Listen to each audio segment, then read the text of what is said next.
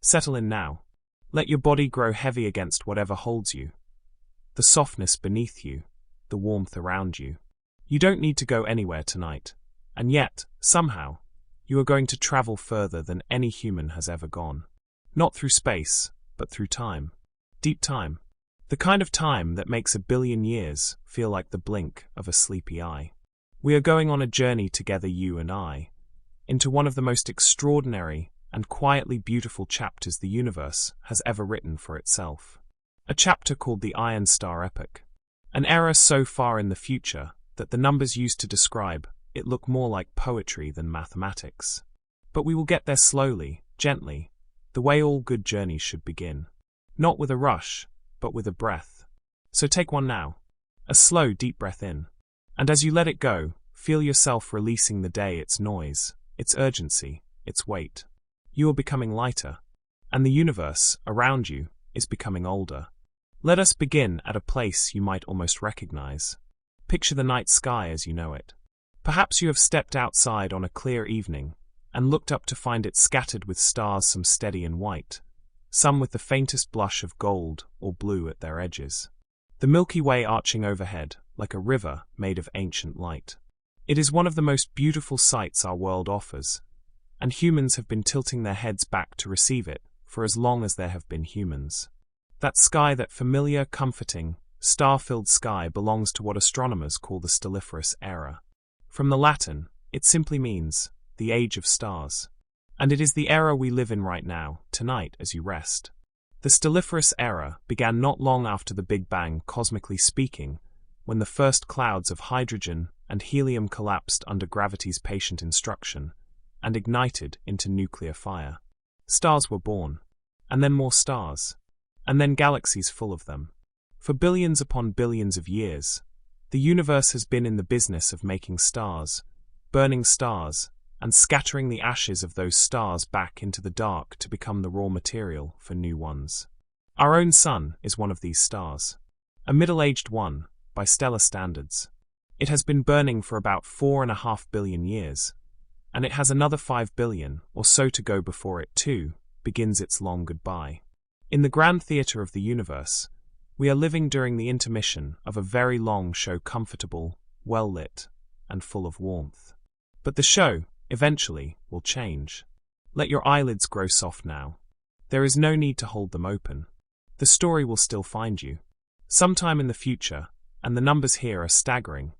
So let them wash over you rather than trying to hold on to them. The age of active star formation will draw to a close. The great stellar nurseries of the universe, those swirling clouds of dust and gas where new suns flicker to life, will gradually empty.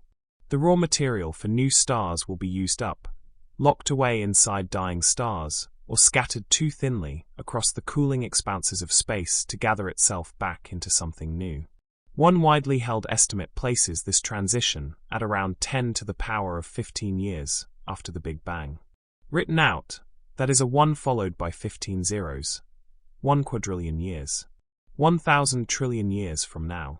To put that in any kind of human context feels almost absurd. Our entire civilization, every generation that has ever lived, every empire that has risen and crumbled, every love story and scientific discovery and whispered lullaby, all of it fits inside a sliver, so thin you could not see it with the universe's own instruments. Other estimates suggest the transition might come a little sooner, perhaps around 100 trillion years from now, a number still so vast it resists the imagination's best efforts. But whether it happens at 100 trillion or 1 quadrillion, the outcome is the same.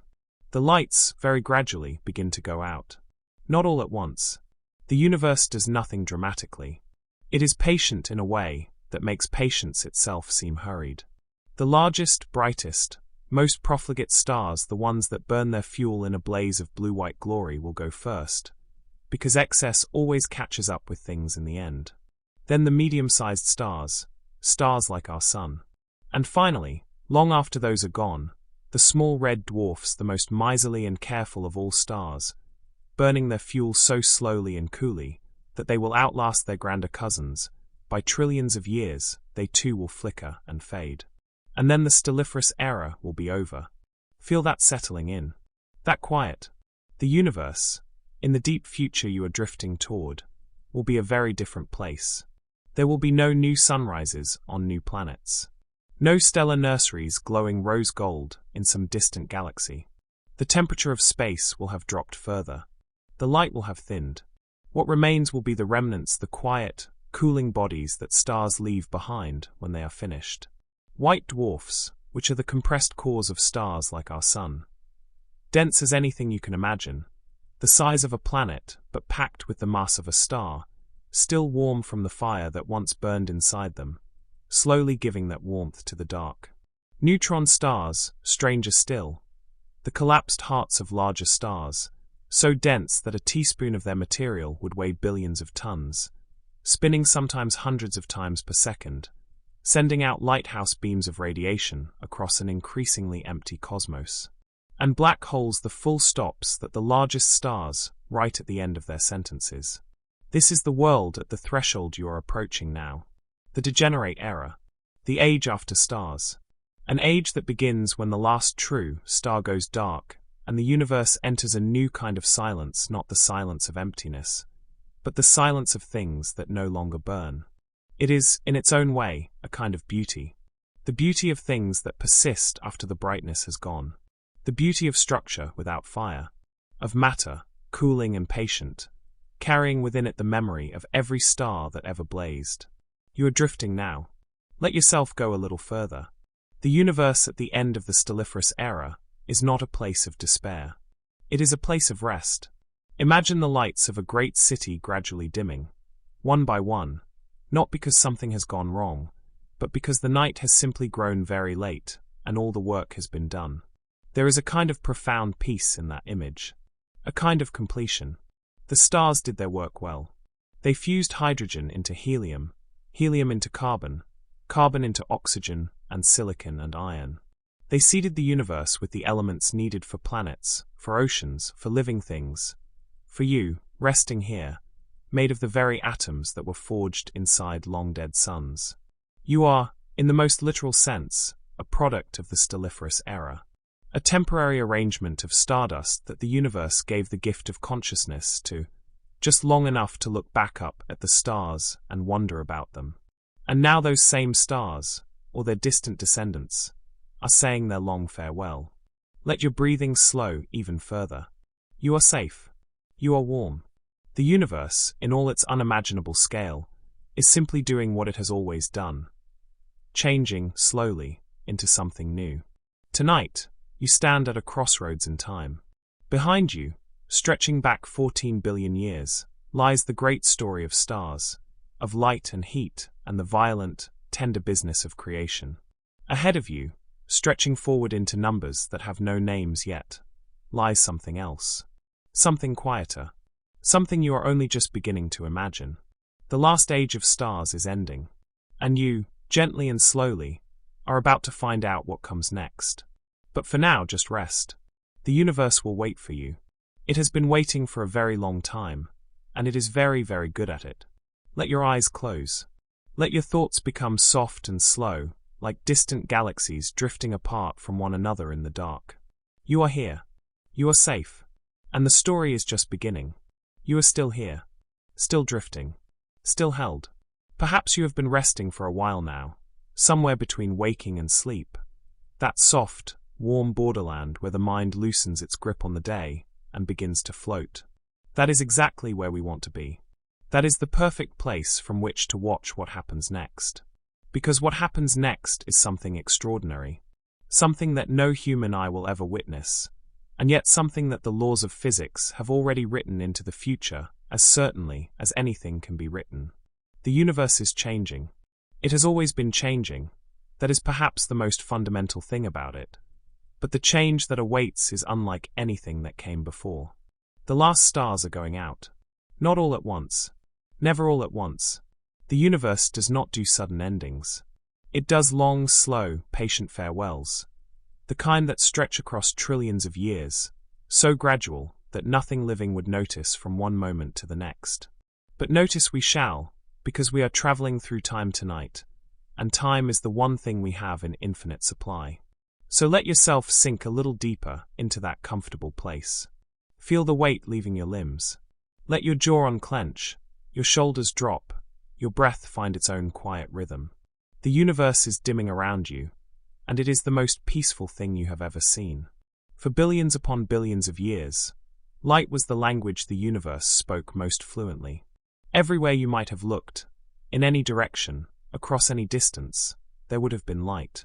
The fierce blue-white light of massive young stars, burning so intensely they exhausted themselves in just a few million years. The steady golden warmth of stars like our own sun, patient and generous, pouring their energy outward for billions of years without hesitation. The cool, dim red glow of the smallest stars, the red dwarfs, burning so carefully, so frugally, that they stretched their fuel across timescales that dwarf everything else in stellar astronomy.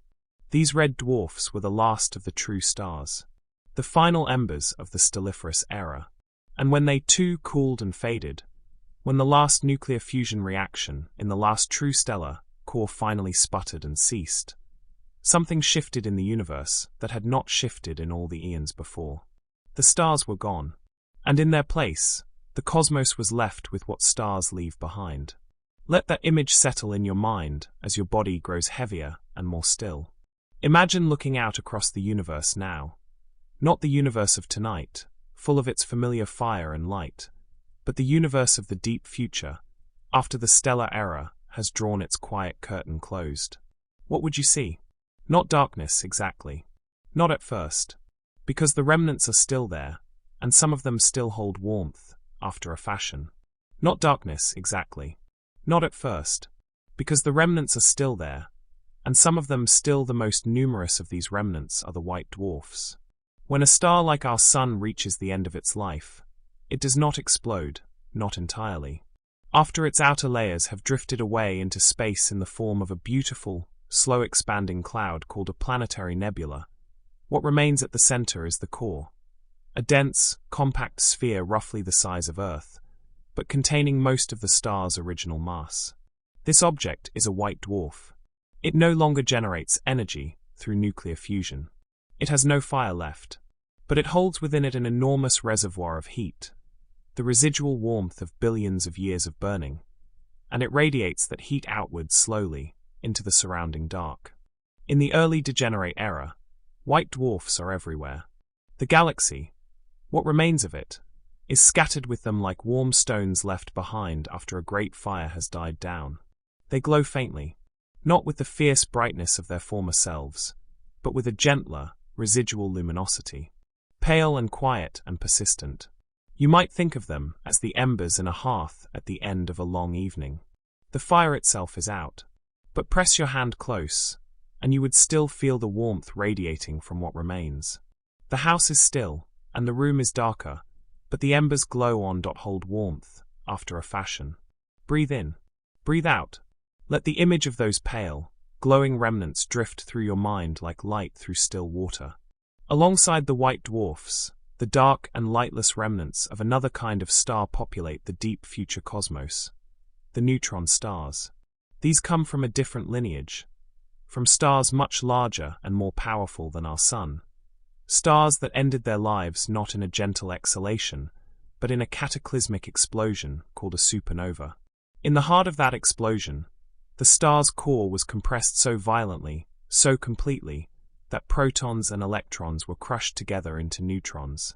What remained was an object perhaps 20 kilometers across, smaller than many of Earth's cities, but containing more mass than our entire Sunday. So dense that a single teaspoon of neutron star material would weigh hundreds of millions of tons. So dense that space-time itself curves sharply around it. In the stelliferous era, some neutron stars were detectable. They spun rapidly and emitted beams of radiation that swept across space like cosmic lighthouses, and we called them pulsars. But in the deep future, those rotation rates have long since slowed. The beams have dimmed. The neutron stars drift through the dark, cold and silent and barely visible, like stones at the bottom of a deep and lightless sea. And then there are the brown dwarfs. These are the objects that never quite made it to starhood, masses of gas that were large enough to contract under gravity and generate some heat, but never large enough to ignite sustained nuclear fusion at their cores. They are sometimes called failed stars, though that framing feels a little unkind. They are simply something else. Something between a star and a planet, warm and dim and patient, floating through the future cosmos in enormous numbers. The brown dwarfs will outlast the true stars by a considerable margin. They do not burn brightly, but they do not burn out quickly either.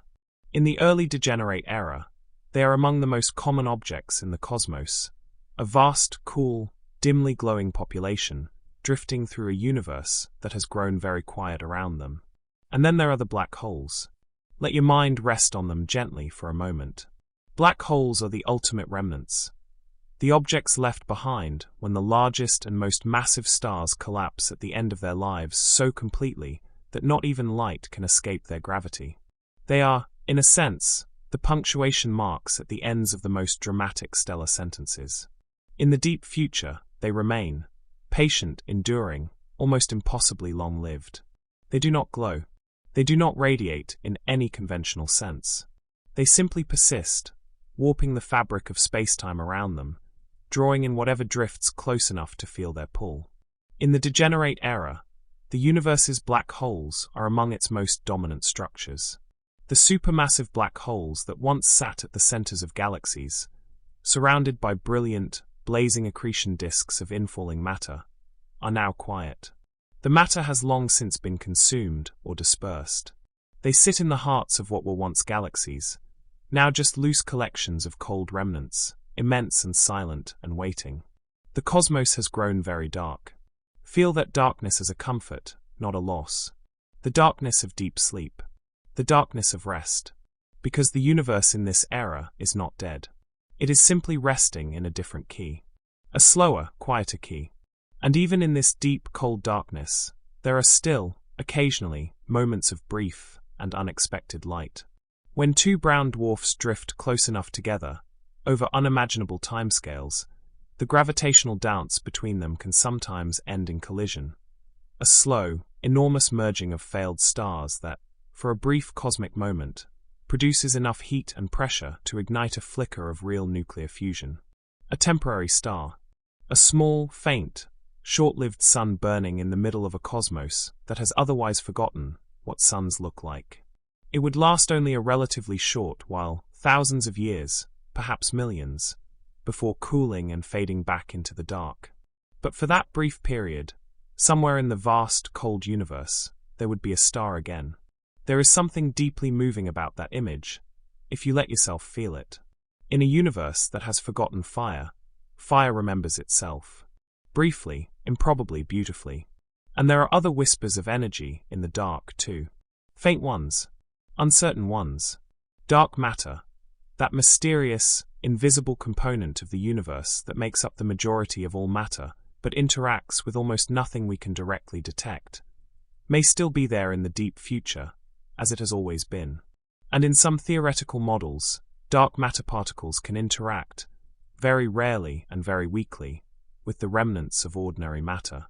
White dwarfs, settling into their long cooling, might receive the faintest trickle of warmth from dark matter particles passing through them, and occasionally annihilating against their ordinary matter counterparts.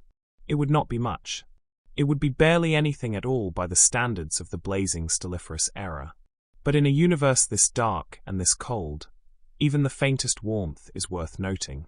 The cosmos finds ways, even in its long twilight, to produce small pockets of energy. It is as if the universe, even after the age of stars, has not entirely given up on warmth. As if something in the fundamental structure of things still reaches, however faintly, toward light. You are drifting now, beautifully and completely. The universe around you is dark and cold and immensely, peacefully old. The remnants drift past you in the dark like slow-moving ships with their lights turned off. White dwarfs and neutron stars, and cooling brown dwarfs and silent black holes, all of them carrying within them the memory of fire. The cosmos that you knew, the bright, busy, star-filled cosmos of planets and sunrises and auroras and light, is now a story that was told long, long ago. But the universe is still here. It has not ended. It has simply grown older in the way that all things grow older. Quieter, cooler, more still. And there is a kind of grace in that. You have come a long way tonight. across quadrillions of years, through the slow dying of the last stars, into a universe of remnants and whispers and patient, cooling things. You are further from home than any number can express, and yet you feel, somehow, completely at ease. Because peace is not a place, it is a quality of attention. And your attention, right now, is soft and open and free. Let your body be completely heavy. Let your thoughts dissolve like light into the dark between the stars. The universe is resting, and so are you. Everything is exactly as it should be. The story continues, but it can wait. For now, there is only this: the quiet, the dark, and the slow, steady warmth of your own breathing in the stillness. Rest here a while. Stay where you are. Stay soft and still. You have already traveled further than the human mind was built to travel. Across quadrillions of years, through the slow extinction of the last stars, into a universe that has grown dark and cold and quietly beautiful in its stillness. You have seen the embers of the stelliferous era cooling in the dark. You have floated past the remnants, the white dwarfs, the neutron stars, the patient black holes, and felt the particular peace of a cosmos that has moved beyond urgency. And now, drifting here in the deep future, something shifts. Not in the universe around you. Not yet. What shifts is subtler than that. It is the quality of the question being asked. Because the journey ahead, the path that leads to the most extreme and astonishing chapter in this entire story, does not depend only on physics. It depends on something we do not yet know. Something that sits at the very edge of human understanding, in that beautiful, humbling place where science shades into mystery. There is a question, a single question, and the answer to it will determine whether what comes next is possible at all. Let that settle over you like a blanket. A question so fundamental that the entire future of matter itself hangs upon it. Not a question about galaxies or stars or even black holes, but a question about the smallest, most basic building blocks of everything you have ever touched or seen or been. The question is this: do protons decay? Let your breathing slow. You don't need to hold on to that question tightly. Let it rest beside you in the dark, the way a good question should. Not demanding an answer, just opening a space. To understand why this question matters so much, we need to take a moment and think about what protons are. And to do that, we need to think small. Impossibly, wonderfully small. Everything around you, the surface beneath your body, the air moving gently in and out of your lungs, the atoms that make up your skin and your bones, and the quiet, complex chemistry of your dreaming brain, all of it is made of atoms. And at the heart of every atom is a nucleus. And at the heart of every nucleus are particles called protons and neutrons, bound together by one of the fundamental forces of nature. Protons are ancient. The protons in your body were forged in the hearts of long-dead stars, and before that, they were formed in the first seconds after the Big Bang itself. They have been protons, without interruption, for nearly 14 billion years. As far as any experiment ever conducted has been able to determine, a proton simply stays a proton. It does not change. It does not break down. It persists. But here is the thing about physics, and about the universe, and about knowledge itself. The fact that we have never observed something does not necessarily mean it cannot happen. It may only mean that we have not waited long enough, or looked carefully enough, or built our instruments with sufficient sensitivity to catch it in the act. And some of the most elegant and carefully constructed theories in modern physics suggest, not with certainty, but with genuine, considered mathematical weight, that protons may not be eternal after all. That given enough time, a proton might spontaneously transform, decaying into lighter particles and releasing a small burst of energy in the process. Not quickly, not in any way that would be noticeable on human timescales, or even on the timescales of stars, but eventually, after unimaginable lengths of time, perhaps after something in the region of 10 to the power of 34 years, or longer, even the humble, persistent proton might let go. Your eyelids are heavy now. Let them stay closed. The story will carry you. This idea, proton decay, sits at a fascinating intersection in physics. It is predicted by a family of theories called grand unified theories, which attempt to weave three of the four fundamental forces of nature into a single, elegant framework. These theories are among the most ambitious things the human mind has ever attempted, a kind of ultimate simplification, a search for the deep unity beneath the apparent complexity of the physical world. Physicists have built experiments to try to catch proton decay in the act. Enormous tanks of ultra-pure water, buried deep underground to shield them from interference, surrounded by thousands of sensitive light detectors, watching and waiting for the faint flash of light that a decaying proton would release. They have watched for years, decades, and they have not yet seen it. This does not mean proton decay does not happen. It means that if it does happen, it happens more slowly than our experiments have so far been able to detect. The proton, if it does decay, is extraordinarily patient. Its half-life, the time it takes for half of any given collection of protons to decay, must be at least in the range of 10 to the 34th years. A number so large that writing it out requires a kind of faith in mathematics that goes beyond ordinary intuition. And yet, the experiments continue. Because the implications, if proton decay is real, reach all the way to the end of matter itself. Feel the weight of this mystery as something gentle, not unsettling. This is one of the most extraordinary things about being a conscious creature in this universe. We get to ask questions whose answers extend billions upon billions of years beyond our own lifetimes. We get to wonder about the fate of the last proton long after every star has gone cold. There is something almost tender about that, because here is what the question of proton decay really means for our journey tonight. The extraordinary epoch we are traveling toward. The Iron Star Epoch, that strange and silent and almost unimaginably remote chapter of cosmic history, is only possible if protons do not decay. Or at least, if they decay slowly enough, over timescales long enough, that matter survives in meaningful form for the required duration.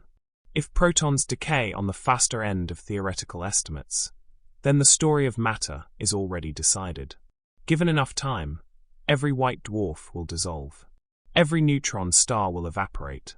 Every atom in every remnant will gradually come apart, releasing its energy into the dark until there is nothing left but the lightest possible particles and a slowly fading glow. Matter itself will have an expiry date. A remote one, incomprehensible by any human measure, but an expiry date nonetheless. But if protons are stable, if they persist, as they appear to do, across timescales far longer than any grand unified theory currently predicts, then something else becomes possible. Something stranger and more wonderful. Something that requires the full depth of time to accomplish. Something we are going to witness together. Let that possibility open in your mind like a door into a very dark, very quiet, very ancient room. The scenario we are exploring tonight, the one at the heart of this entire journey, sits at one of the most extreme frontiers of cosmological thought. It is not a description of something observed, or even something we expect to observe in any human time frame.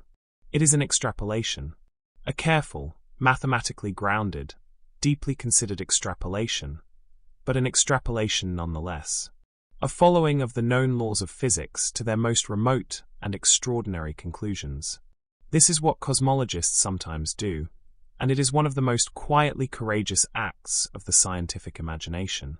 You take what you know, the laws of thermodynamics, the behavior of gravity, the properties of matter under extreme conditions, and you ask, if we follow these laws forward, without interruption, for long enough, where do they lead? What does the universe look like not in a billion years, not in a trillion years, but in timescales so vast they require new words, new notations, new ways of thinking about the relationship between now and then? The answer, in the scenario where protons are stable, is a place called the Iron Star Epoch. And to understand it, you need to understand one more beautiful, strange, quiet idea. That even the cold remnants of the degenerate era are not finished changing.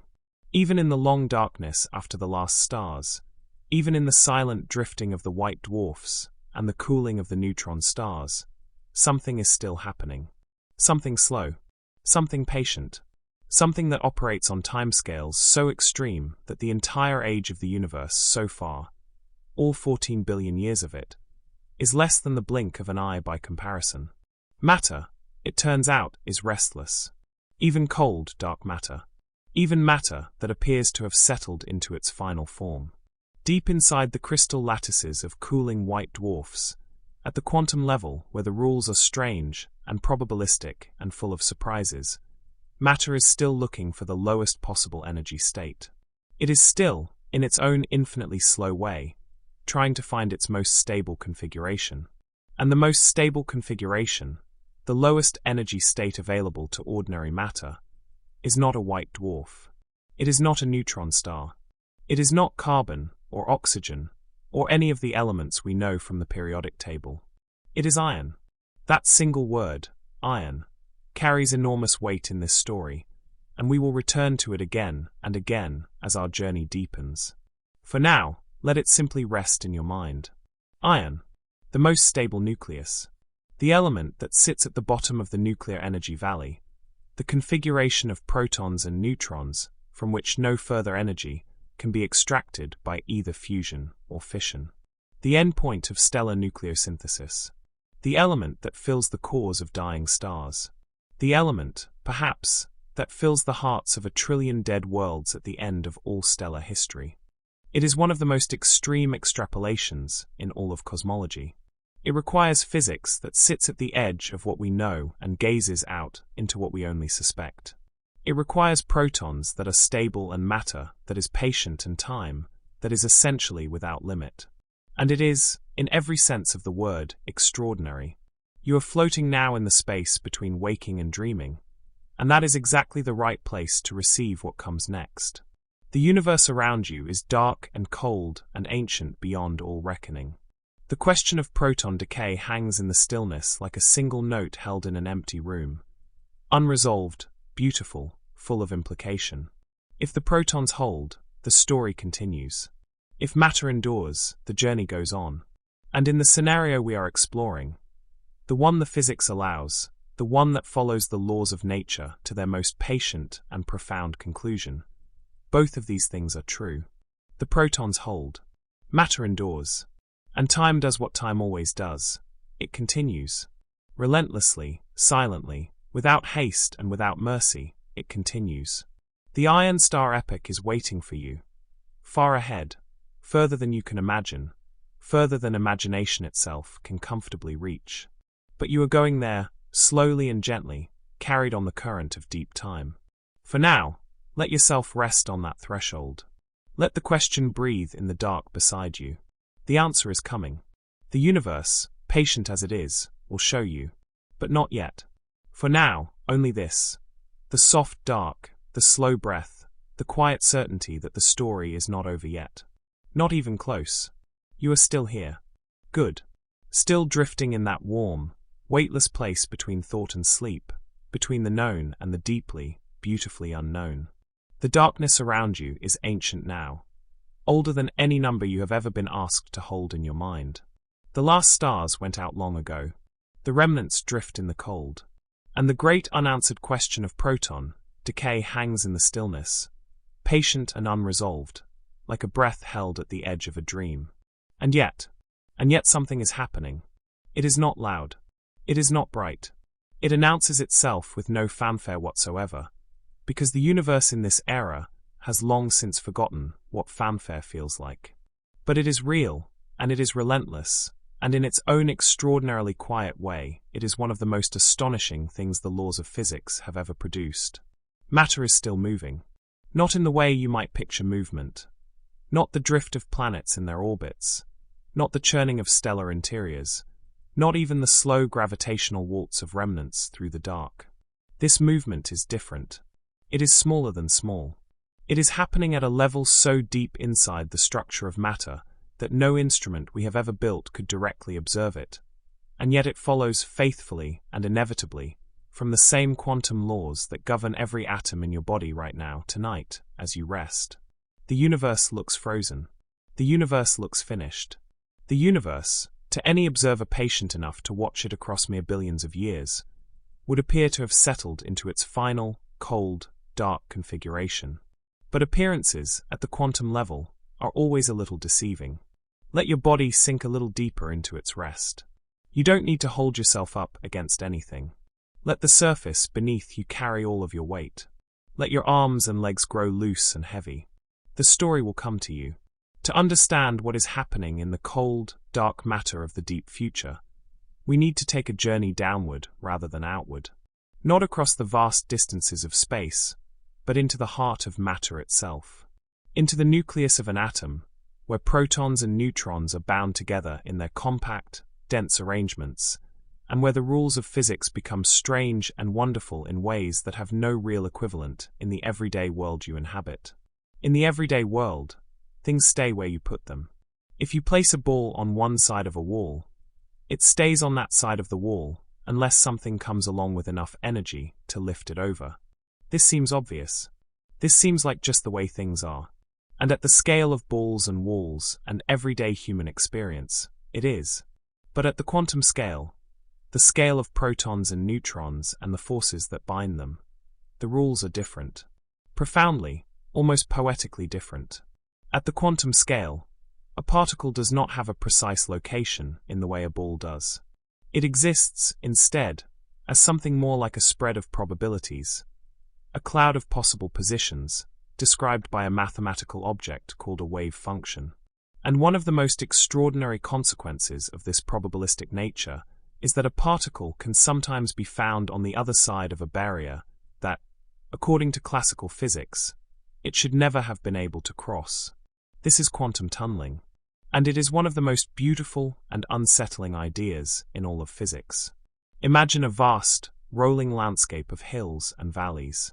Each valley represents a possible state of a nucleus, a configuration of protons and neutrons with a particular energy.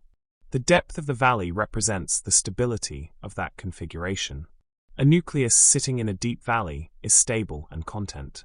A nucleus sitting in a shallower valley is less stable. It would prefer, if it could, to be in a deeper one. Between the valleys are hills. Energy barriers. In classical physics, a nucleus cannot move from one valley to another unless it has enough energy to climb the hill between them. If it does not have that energy, and in the cold, dark, nearly frozen universe of the degenerate era, it almost certainly does not, then it simply stays where it is. Forever.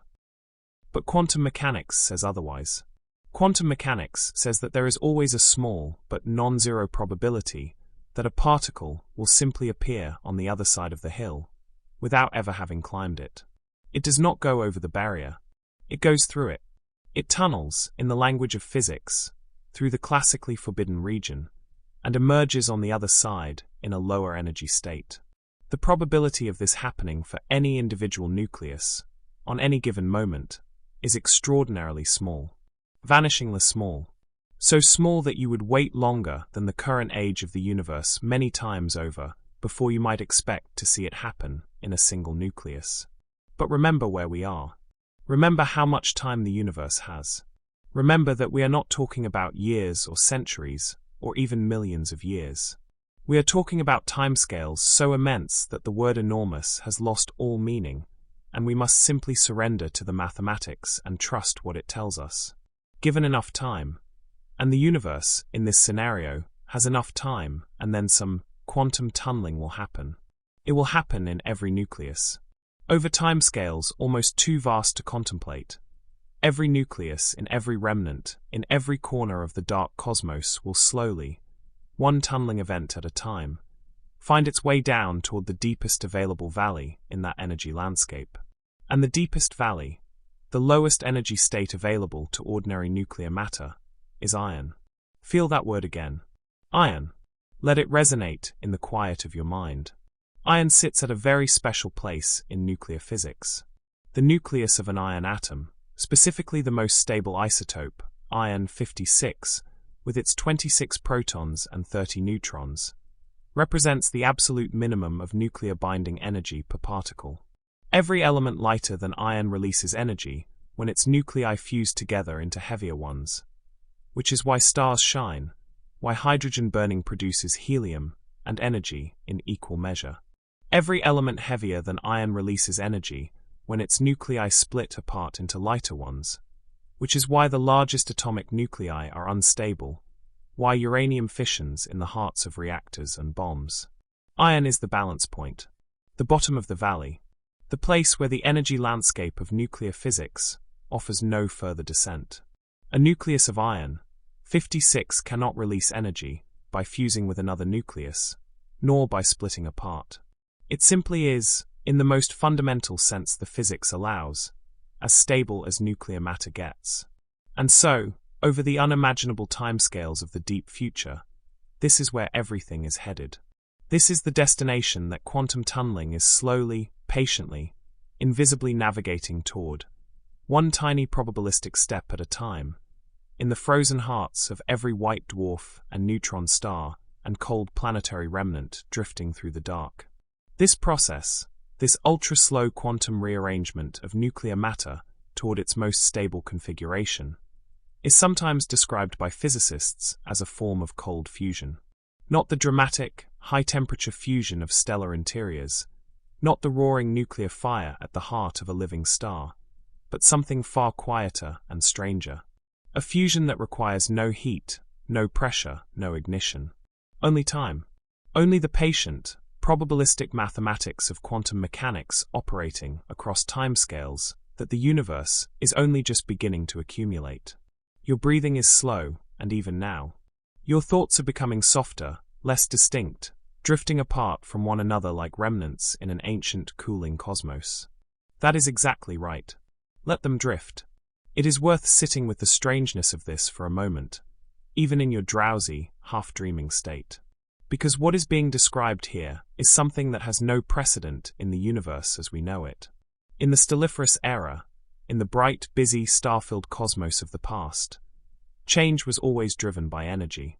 Stars burned because gravity compressed hydrogen until fusion ignited. Planets formed because kinetic energy and chemistry and heat organized matter into new configurations. Life arose because the continuous flow of energy from stars drove the extraordinarily complex chemistry of living systems. Everything we know about change, in the universe as it has existed so far, involves energy flowing from somewhere to somewhere else, doing work along the way. But in the deep future, the energy is gone. The fires are out. The flows have stopped. And yet change continues, not despite the absence of energy, but through a mechanism that requires almost none. Quantum tunneling operates on probability, not on power. It does not need a star to drive it. It does not need heat or pressure or any external input whatsoever. It only needs matter and time, and the irreducible quantum uncertainty that is woven into the fabric of reality at the smallest scales. This is perhaps the most profound and quietly revolutionary idea in the entire story of the Iron Star Epoch. The universe does not stop changing when the energy runs out. It simply changes more slowly, and more subtly, and in ways that are stranger and harder to see, but no less real. Matter, even cold and dark and apparently inert matter, is restless. It is always, at the deepest level, looking for a lower place to settle. And given time, given the extraordinary, almost incomprehensible quantities of time that the deep future offers in such abundance, it will find one. Picture, now, a single white dwarf. One of the countless trillions drifting through the dark cosmos of the degenerate era. It formed, perhaps, from a star not unlike our Sun, a star that burned for billions of years, that warmed a system of planets, that produced light and heat, and perhaps, in some corner of some orbit, the conditions for something like life. That star is long gone now. Its outer layers dispersed into the dark eons ago. What remains is this, a dense, slowly cooling sphere, composed mostly of carbon and oxygen nuclei arranged in a crystal lattice, held together by the pressure of electrons too close together to allow further compression. To any observer watching it from outside, had any observers remained to watch, this white dwarf would appear completely inert. Dead. Frozen. A relic with no future, only the long, patient continuation of its cooling, growing dimmer and redder and colder across the eons until it becomes what astronomers call a black dwarf. A cold, dark, invisible remnant, indistinguishable from the surrounding dark. But inside, at the level no observer could see, something extraordinary is taking place. Carbon nuclei are tunneling. Oxygen nuclei are tunneling. One by one, with a frequency so low that you would wait an unimaginable span of time to witness a single event in a single nucleus. The constituent particles of this white dwarf are finding their way, by quantum probability alone, toward lower energy configurations. Carbon inching its way, over timescales that dwarf the age of the universe by factors of millions and billions and trillions, toward heavier elements. And those heavier elements, in turn, tunneling further still. The whole vast, slow, invisible process cascading. If a process operating across such timescales can be called a cascade, toward the inevitable destination. Iron. The white dwarf that was once a star, that was once a sun, that once gave warmth to a system of worlds, is slowly, imperceptibly, quantum mechanically becoming an iron star. Not through fire. Not through any process that resembles anything we have ever witnessed in the observable universe, but through the gentlest imaginable physics, operating at the deepest possible level, across the longest possible time. You are nearly asleep now. The boundary between your thoughts and your dreams has grown thin and permeable, the way boundaries do when the mind finally releases its grip on the effort of being awake.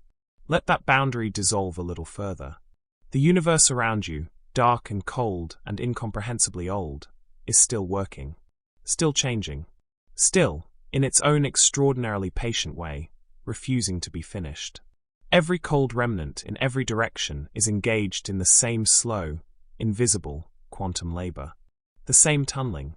The same gradual convergence toward the same quiet destination. There is something almost comforting about that. Something that feels, if you let it, almost like determination. Like the universe, even stripped of its stars and its heat and its light, cannot quite bring itself to simply stop. Cannot quite accept that it has reached the end of its story. So it finds another mechanism. A slower one. A stranger one. A more subtle and more patient one. But a real one. The universe keeps going. Matter keeps moving. And in the deep, frozen dark, the iron is coming. Slowly. Quietly. Inevitably. Let yourself be carried by that same patience now. Let your body be still, and your mind be empty, and your breathing be the only movement in your small, warm, quietly miraculous corner of this vast and restless cosmos.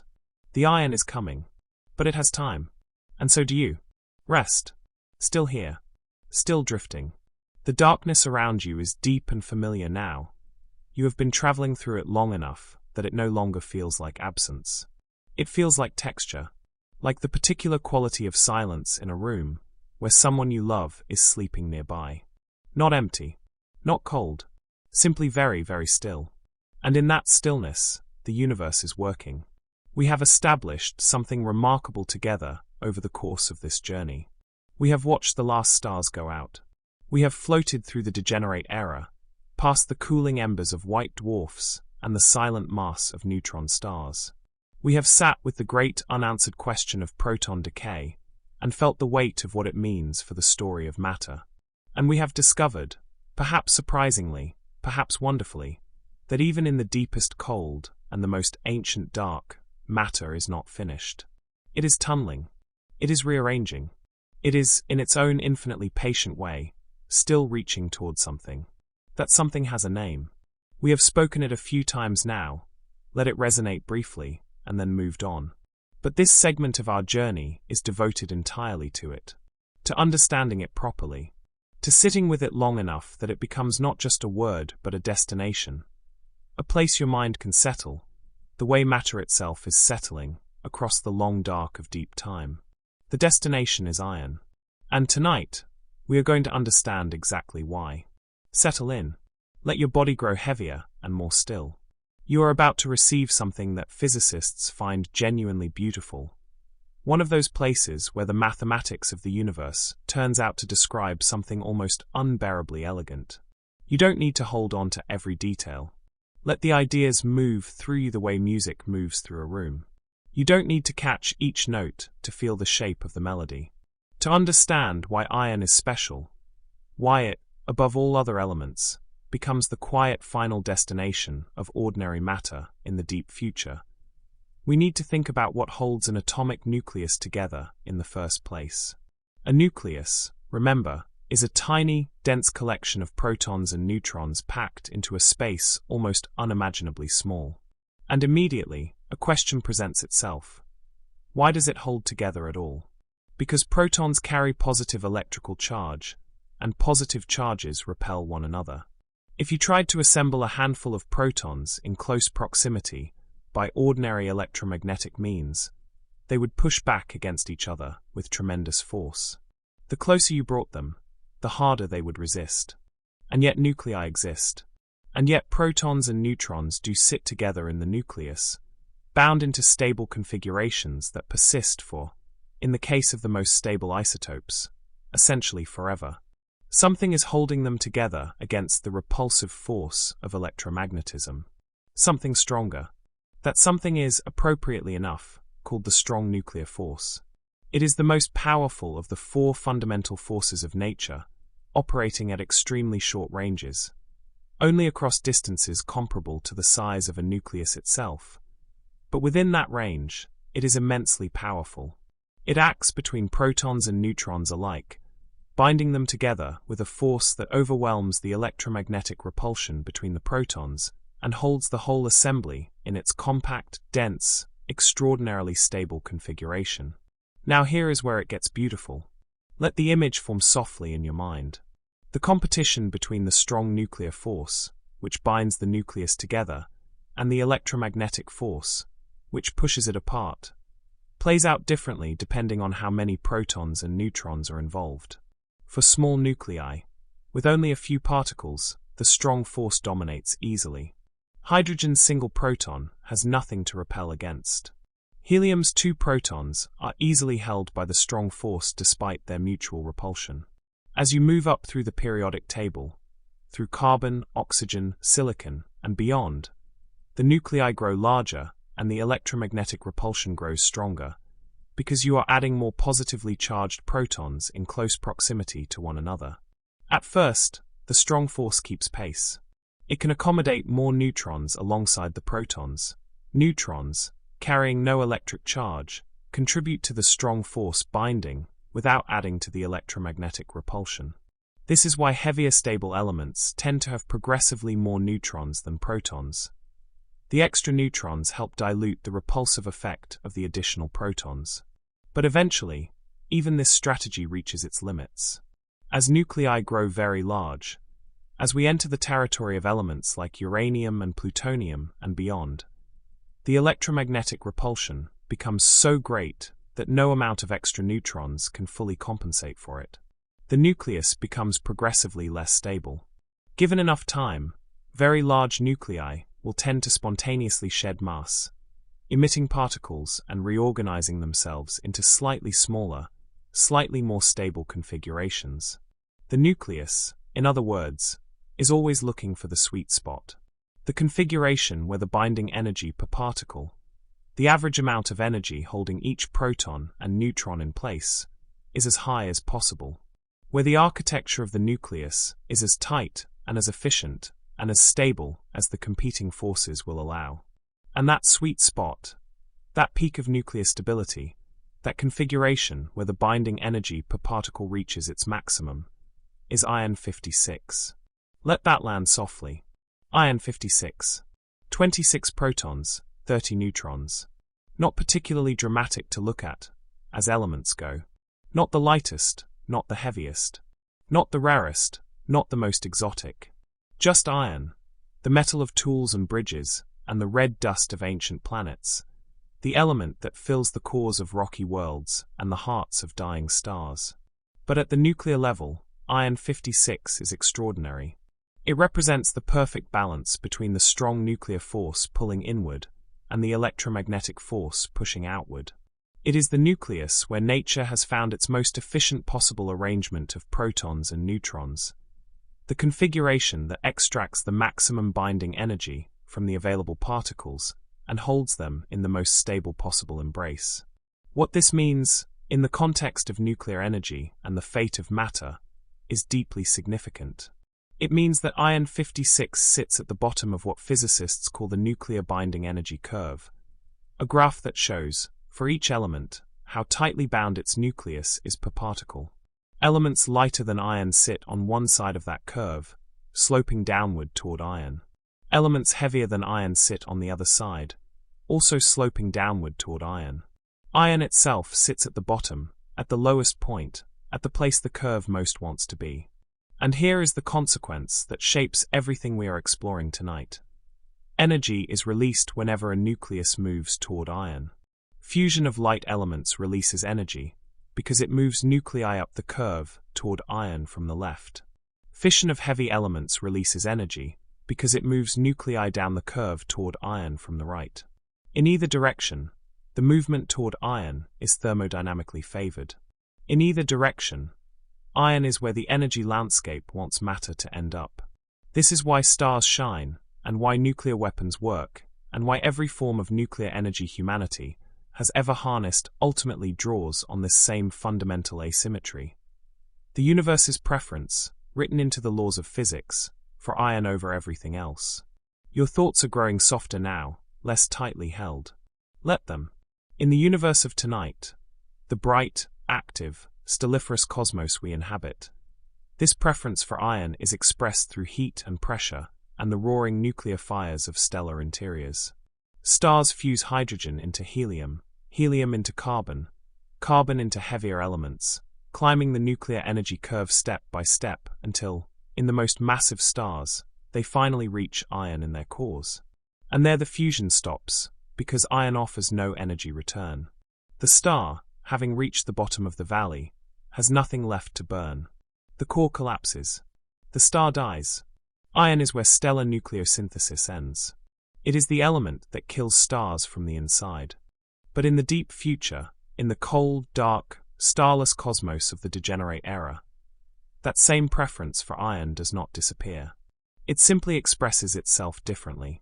Without heat, without pressure, without any of the energetic machinery of stellar interiors, the drive toward iron continues through quantum tunneling, through the slow, probabilistic rearrangement of nuclear matter that we explored in our last segment, through a process so unhurried that it makes stellar evolution look frantic by comparison.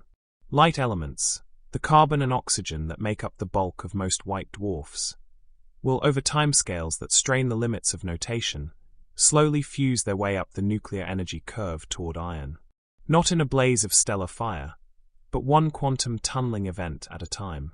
Each step releasing a tiny quantity of energy, most of it as heat gently dissipated into the surrounding dark. The process moving forward not because anything is pushing it, but because forward, toward iron, is always downhill. And what about the elements heavier than iron? The elements that sit on the other side of the binding energy curve. The nickel and zinc and tin, and lead and gold and uranium, that were scattered through the universe by supernovae and neutron star collisions across the long history of the stelliferous era. They too have a path toward iron, but they travel it from the other direction. Heavy nuclei are subject to processes that nibble away at their mass over time.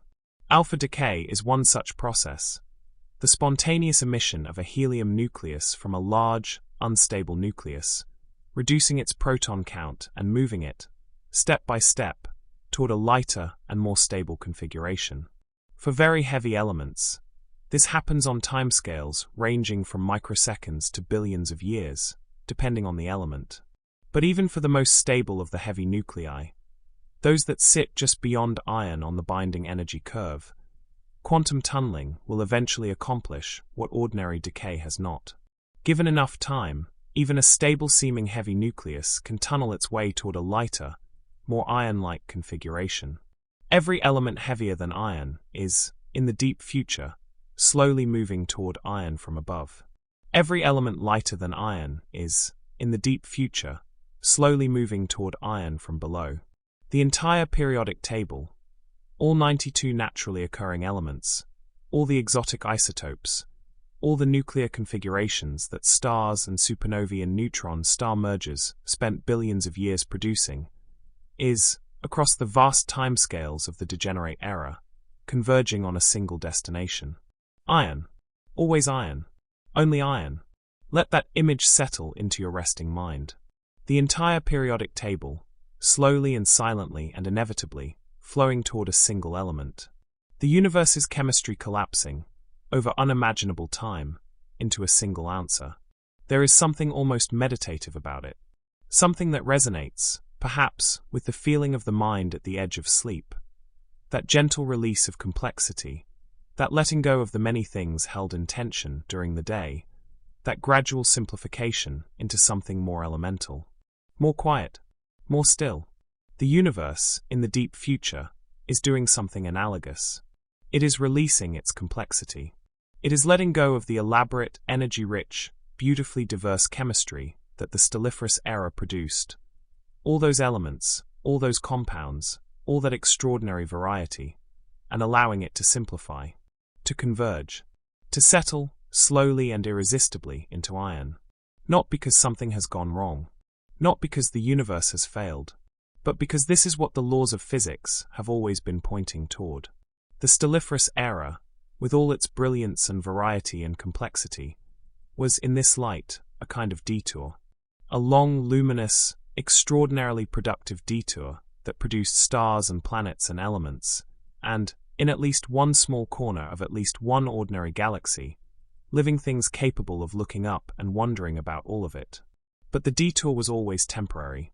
The underlying gradient, the slope of the nuclear energy landscape, the universe's preference for iron, was always there.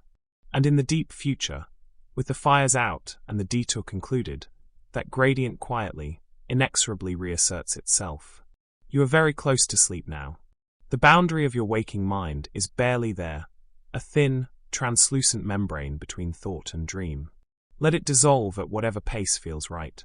The universe of the Iron Star Epoch is a universe in which this process has run, or is running, to its conclusion.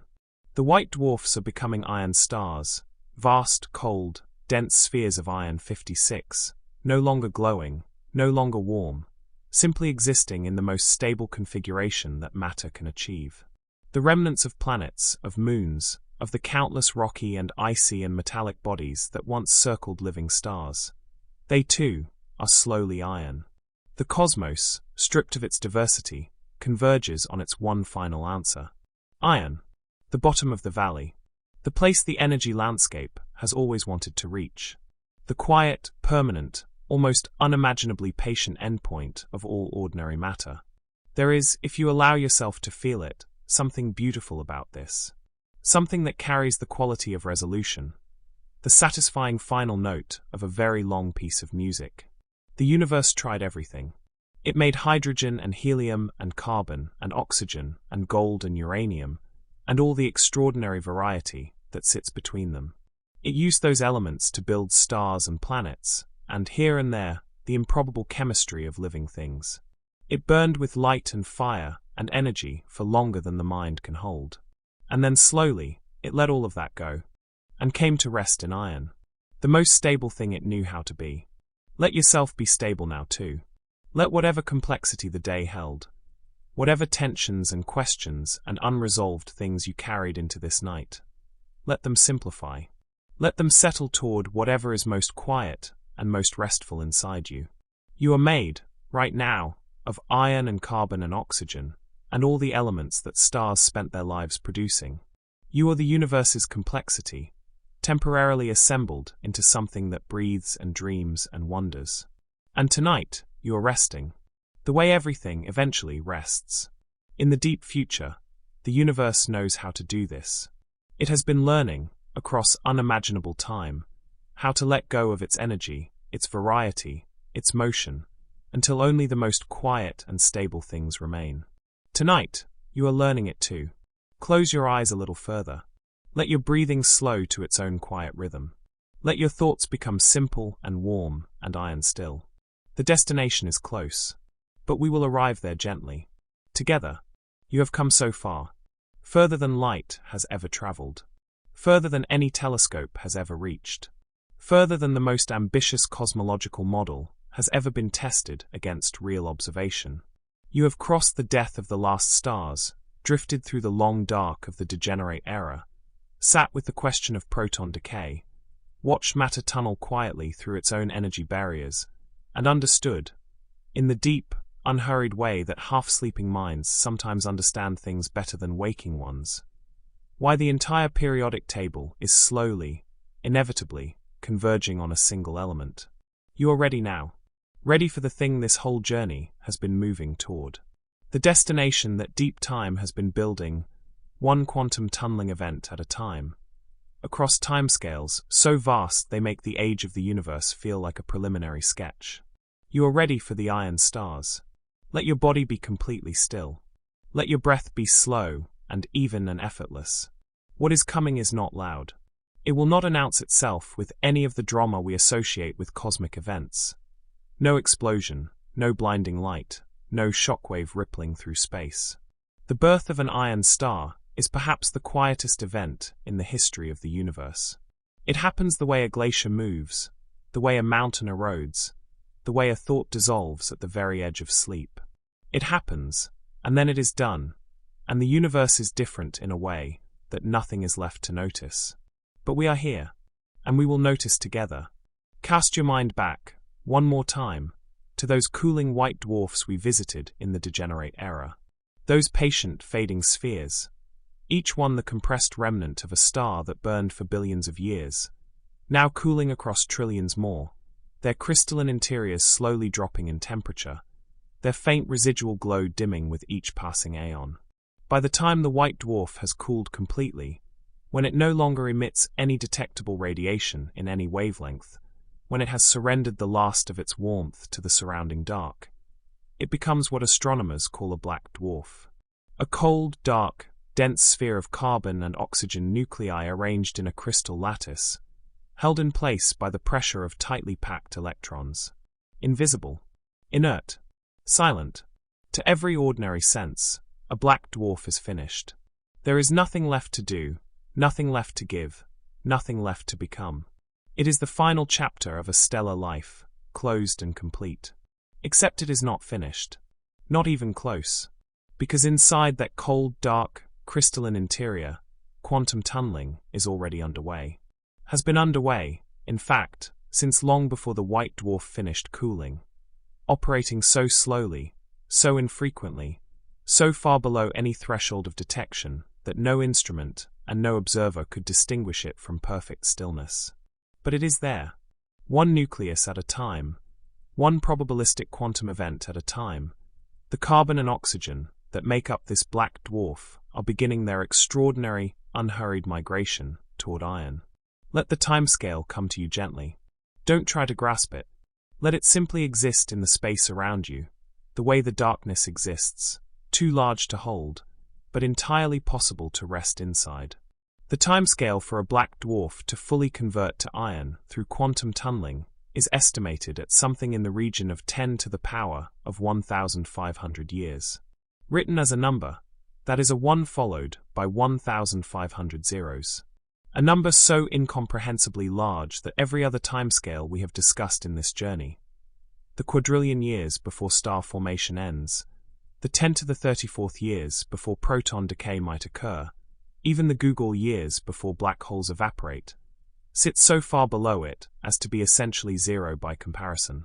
The entire history of the universe so far, multiplied by itself again, repeated until your mind gives out completely. All of that is still not even a breath of the time required for a black dwarf to become an iron star. And yet, the physics says it will happen. The mathematics is clear. The energy landscape slopes toward iron, quantum tunneling is real, and time. In this scenario, in this universe where protons hold and matter endures, time is the one resource available in quantities that make even these numbers achievable. Given enough time, the black dwarf transforms. Nucleus by nucleus, region by region. Slowly, without heat, without light, without any outward sign whatsoever. The carbon becomes heavier, the heavier nuclei become heavier still, the whole vast slow cascade of nuclear rearrangement working its way through the interior of what was once a star until, at last, the composition of the object has shifted. The crystal lattice that was once carbon and oxygen is now something else. Something denser. Something more tightly bound. Something that represents the lowest energy state available to that much matter in that much space. Iron. Iron 56. Wall to wall, core to surface, without exception or remainder. The Iron Star has been born. Breathe slowly. Let that land in the quiet of your mind. An iron star. Not a star in any sense we would recognize from our own sky. Not a burning, fusing, radiating body of plasma. Not something that would warm a planet or illuminate a night sky or cast the long golden light of late afternoon across a landscape. None of that. The iron star is dark. It is cold. It does not shine. It will never shine again, because there is nothing left inside it that can release energy. The nuclear energy landscape has reached its minimum, the bottom of every available valley, and there is nowhere further down to go. What it is, instead, is something harder to name, but no less remarkable. It is stable. Profoundly, absolutely, almost incomprehensibly stable. A sphere of iron 56, held together by the same degenerate electron pressure that supported the white dwarf before it, now composed of the single most tightly bound nuclear configuration that physics permits. Nothing inside it wants to change. Nothing inside it is reaching for a lower energy state, because there is no lower energy state available. It simply is, dense and dark and cold, and in the stillness of the deep future, essentially eternal. In a universe that has spent an incomprehensible span of time in the business of change, of stars forming and dying, of elements being forged and scattered, of matter rearranging itself through every available mechanism. The Iron Star represents something new. Something the universe has not produced before. Something that might, loosely and poetically, be called rest. Feel that word. Rest. Let it move through you the way warmth moves through a cold room. Slowly, from the edges inward, until everything has been touched by it. The Iron Star rests. It does not burn, and it does not cool. Or rather, it cools so imperceptibly, so infinitesimally slowly, that the distinction between cooling and stillness becomes meaningless. It does not spin rapidly, the way neutron stars do. Whatever rotation it inherited from the stellar remnant that preceded it has long since slowed to almost nothing, bled away across trillions upon trillions of years by the faintest of braking mechanisms until the star turns, if it turns at all, with a patience that makes the word slow seem inadequate. It does not pulse or radiate or interact meaningfully with anything around it. It simply exists. In the dark. In the cold. In the immeasurable silence of a universe that has grown older than any number we have words for. And it is, in its own way, magnificent. The brown dwarfs, too, are becoming iron. Those failed stars, those dim, patient, in-between objects that were too small to ignite true nuclear fusion, but too large to be called planets.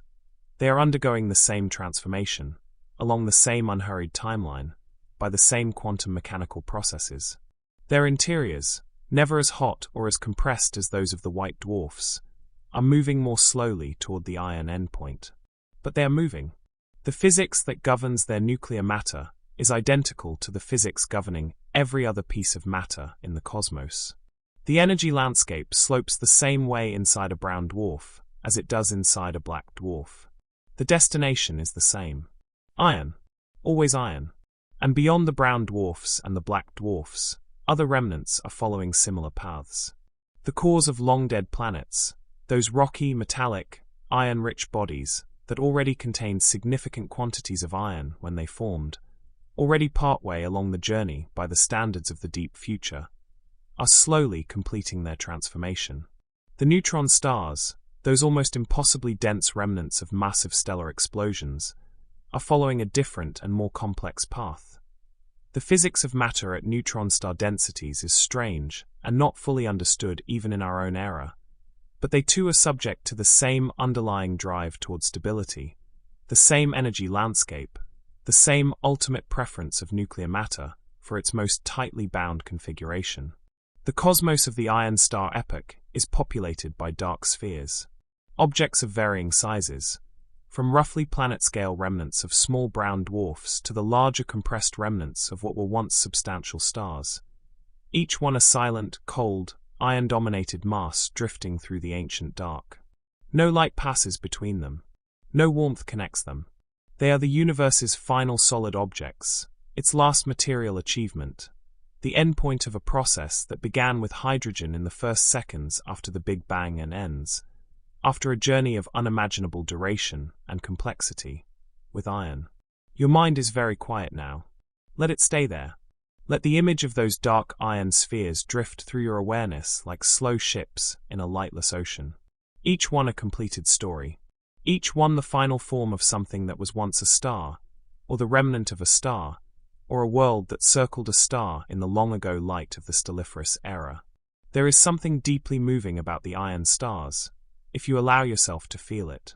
Not the melancholy of loss, though the universe they inhabit has lost so much.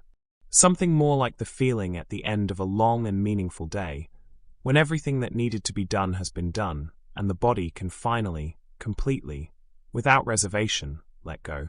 A feeling of conclusion that is not the same as defeat. A feeling of arrival. And it is iron. Cold and dark and dense and permanent, and in its own extraordinary way, perfect. We said, at the beginning of this journey, that the Iron Star Epoch is the central destination of tonight's story. And here we are. Here you are.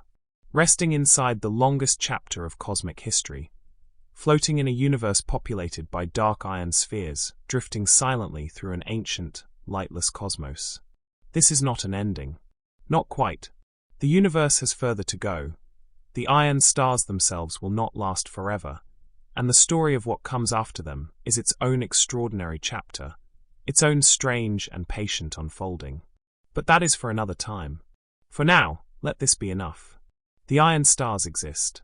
The universe, against all probability, against all the chaos and violence and energy of its own history, produced something that will simply and quietly persist, cold, dark, stable, enduring, for longer than any other solid object has ever endured or will ever endure again. You are resting in the longest stillness the universe has ever known. Let yourself belong to it. Let your breathing slow to something barely there. Let your thoughts become as dark and as quiet and as still as the iron stars themselves. Not empty, but complete. Not absent, but arrived. You came a long way tonight, across more time than the mind was built to travel. And you have arrived here, at the thing this whole journey was moving toward. An iron star drifts past you in the dark. Cold, silent, dense beyond imagining. Made from the remnants of a sun that once burned with the same light that warmed your world, that fed your oceans, that coaxed the first living chemistry out of ancient tidal pools. It is unrecognizable now, and yet it is, in every atom, the same matter that was always there. Changed beyond recognition, but never destroyed. Resting, at last, in its most stable form. Just like you. Rest now. The universe has nowhere else to be. Stay where you are. Don't move toward wakefulness. Don't reach for anything. Simply stay in the place you have found. That soft, warm, gravity-free place between sleeping and thinking where the mind accepts things it might otherwise resist. Where numbers can be felt rather than calculated. Where scale can be sensed rather than measured. Because what is coming next is not something the waking mind handles particularly well. The waking mind is built for certain kinds of scale. It can hold a year comfortably. It has lived through many of them. It can stretch, with some effort, to a century. The span of a long human life, a grandmother's stories, the arc from birth to death of someone who lived fully and well. It can gesture, with a kind of respectful incomprehension, toward 1,000 years, toward the gap between us and medieval cathedrals, between us and the Viking longships, between us and the earliest universities where people first began systematically asking questions about the nature of things. 1,000,000 years tests the mind more seriously.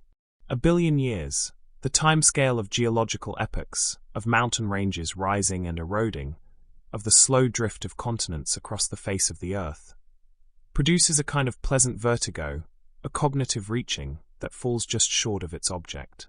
And then there is the timescale of the Iron Star Epoch. And the mind, however well-intentioned, simply lets go. Let your breath slow. Let your body be heavy and completely at rest. We're going to try something together. Not an act of understanding, exactly, but an act of feeling. Of standing at the edge of something incomprehensibly large, and simply letting it be large. Simply letting the scale exist, without needing to contain it. The number associated with the Iron Star Epoch, the timescale across which cold stellar remnants are thought to complete their quantum tunneling transformation into dense iron spheres, is 10 to the power of 1,500. 10 to the power of 1,500 years. Let us sit with that for a moment before we try to do anything with it. Written as a number, it is a 1 followed by 1,500 zeros. If you wanted to write it out longhand, and you wrote at a comfortable pace, fitting zeros across a standard page, it would take you many pages just to accommodate the zeros alone. The number itself, not the things it is counting, just the numeral, would be longer than most short stories. A number so large that the act of writing it becomes its own small journey. And that is the number of years the universe needs to produce iron stars. Now, here is where it gets interesting. Here is where the sense of scale truly opens up. Not by making the number larger, but by comparing it to things we already know. The current age of the universe is approximately 14 billion years. Written in the same notation as our Iron Star timescale, that is 10 to the power of roughly 10. A 1 followed by 10 zeros. 14 billion years. All of cosmic history as we know it, from the Big Bang to this moment, tonight, as you rest, sits at 10 to the 10. The Iron Star Epoch sits at 10 to the 1,500. This means that the current age of the universe is not even a footnote in the timeline of the Iron Star Epoch. It is not even the first sentence of the first paragraph of the first chapter. The gap between 10 to the 10 and 10 to the 1,500 is so vast that the entire history of the universe, every star that ever burned, every galaxy that ever formed, every planet that ever circled a sun, every living thing that ever drew breath or reached for light, all of it is compressed, in the arithmetic of deep time, into a sliver so thin it has no name. Imagine, if you can, a road stretching from here to the furthest point you can conceive of. A road longer than the observable universe. A road that goes on past every horizon, past every destination, past every point that any map has ever marked. And on that road 14 billion years, our entire cosmic history, occupies less than a single step, less than the width of a footprint, less than the mark left by a grain of sand pressed briefly into the dust. The iron stars wait at the end of that road. Your mind is softening around this. Good. Let it soften. The resistance is not necessary. Let us try another approach. A gentler one. A slower one. Consider the timescales we have already passed through on this journey. The end of the stelliferous era, the point at which star formation ceases, and the last true stars begin their long goodbye, arrives somewhere around 10 to the 15 years. A quadrillion years. Already, by any human measure, an incomprehensible span of time.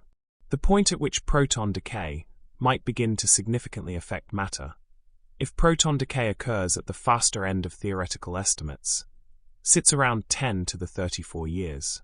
Vastly longer than the end of star formation. A number so large that 10 to the 15 seems small beside it, the way a stone seems small beside a mountain.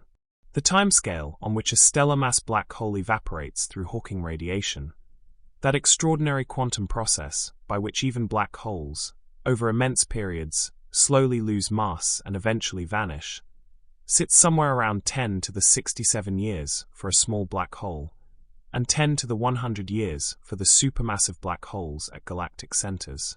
A googol years. 10 to the 100. The number that gives the googol its name, and that already sits so far beyond ordinary comprehension that it has a special word just to acknowledge its existence. 10 to the 100 years. The universe losing its last black holes. And the Iron Star Epoch? 10 to the 1,500. 10 to the 1,500 is so much larger than 10 to the 100 that the relationship between them mirrors, almost exactly, the relationship between 10 to the 100 and the number 1. The entire evaporation timeline of every black hole in the universe, That already staggering, already incomprehensible span from now until the last black hole blinks out is, relative to the Iron Star Epoch, essentially nothing. A single step on a road of unimaginable length. Feel the darkness around you, and let it be spacious rather than confining. The darkness of deep time is not a small darkness. It is the largest thing there is. There is a concept in mathematics called a googolplex, 10 to the power of a googol, which is to say 10 to the power of 10 to the 100.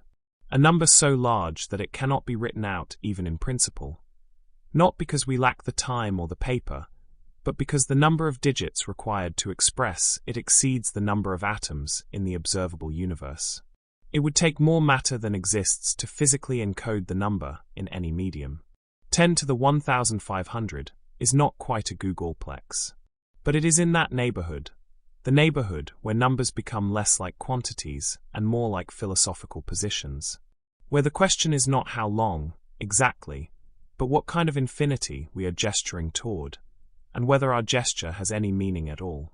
This is the territory the Iron Star Epoch inhabits. Not merely the far future, not merely the deep future, but the uttermost extreme of cosmological speculation, the place where physics and mathematics continue past the point where language can follow, and where the ideas remain valid even as the intuitions that would normally support them have long since given out. It is, in every sense, the most distant imaginable shore. Your breathing is very slow now. Your body barely moves.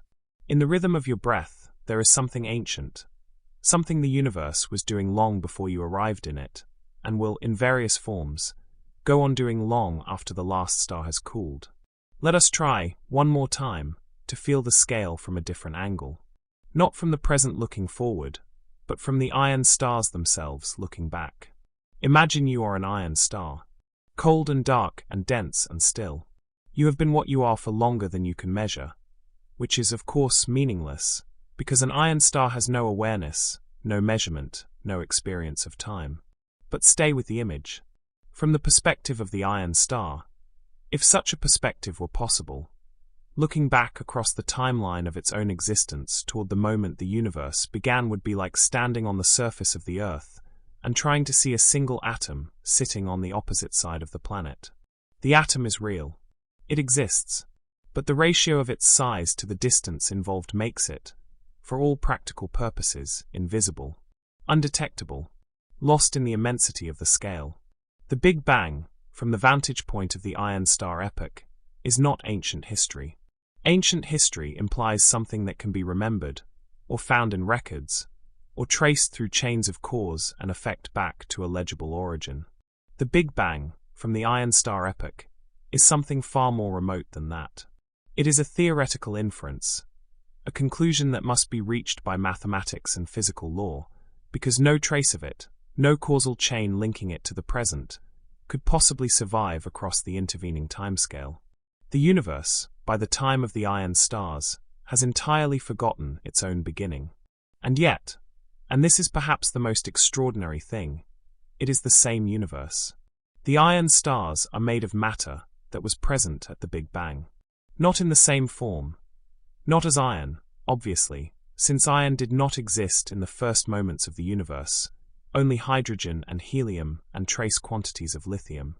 But the fundamental particles, the quarks that assembled into protons and neutrons in the first fractions of a second, the matter that has been cycling through stars and clouds and planetary cores and living things for all the intervening eons.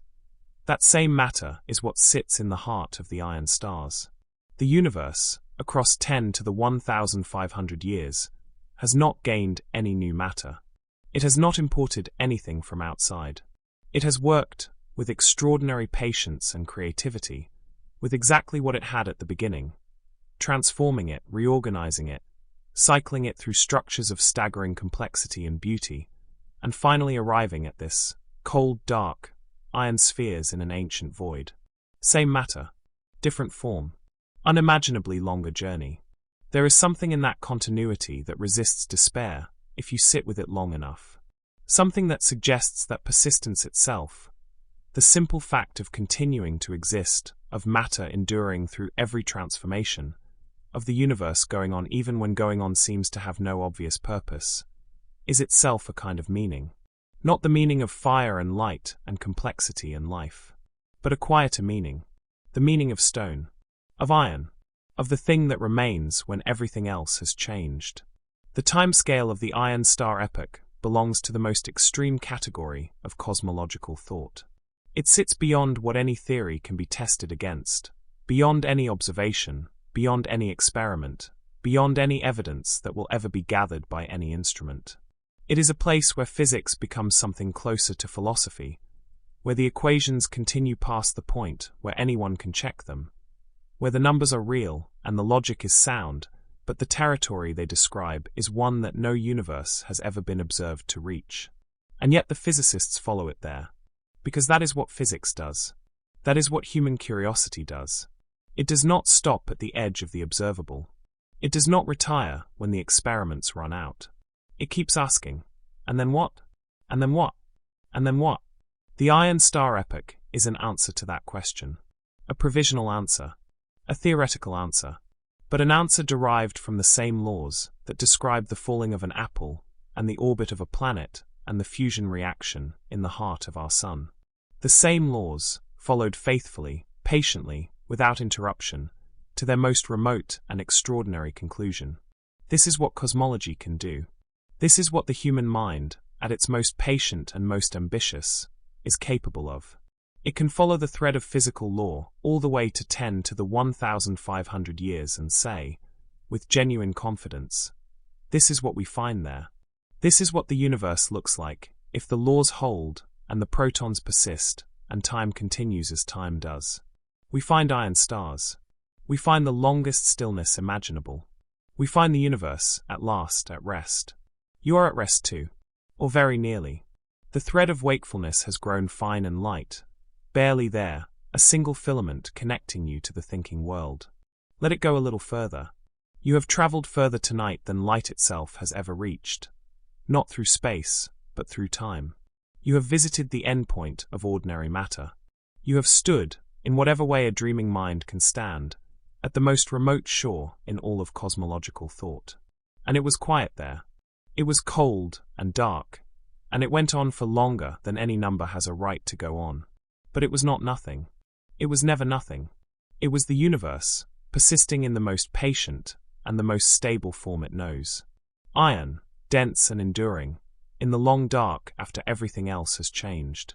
Let that patience be yours now. Let the timescale of the iron stars settle over you like the deepest, warmest, most unhurried blanket imaginable. You have nowhere to be. You have nothing to become. You are, in this moment, as complete and as still as the universe in its longest epoch. 10 to the 1,500 years of quiet. And you, resting inside it. Perfectly still. Perfectly held. You are so deeply rested now. So far from the surface of the ordinary day. So far from the noise and the light, and the ordinary demands of being awake. You have sunk to a place where thinking and dreaming are barely distinguishable from one another, where ideas arrive not as sharp, effortful constructions, but as slow, warm, luminous shapes drifting through a mind that has finally, completely, let go of the need to hold itself together. Stay there. Stay exactly there. Because what comes next is the kind of idea that the resting mind receives more gracefully than the waking one.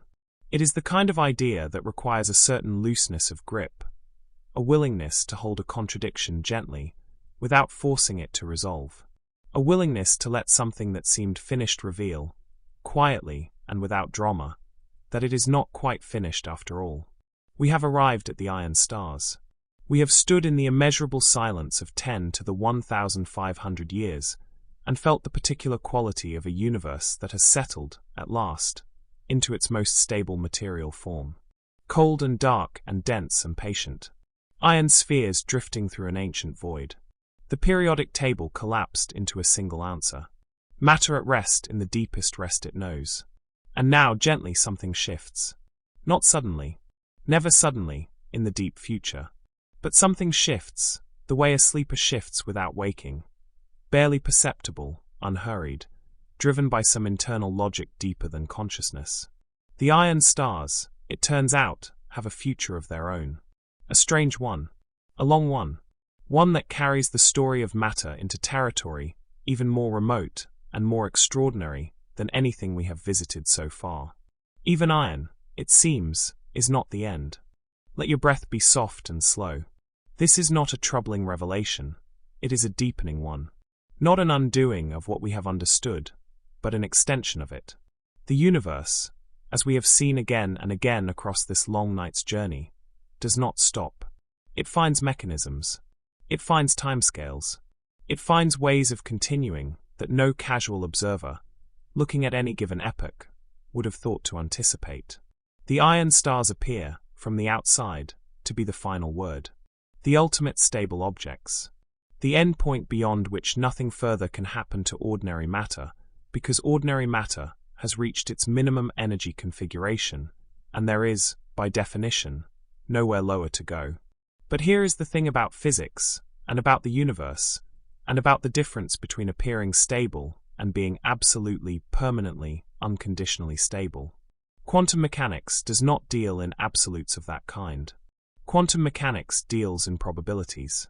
And in a universe with enough time, and we have established, across the course of this journey, that the deep future has time in quantities that make even the Iron Star timescale look modest, even an extraordinarily small probability becomes, eventually, a certainty. The iron stars are stable. Profoundly stable. More stable than anything that preceded them.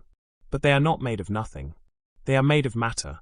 And matter, even iron matter, even the most tightly bound nuclear configuration available, is still subject to the quantum mechanical processes that govern everything at the smallest scales.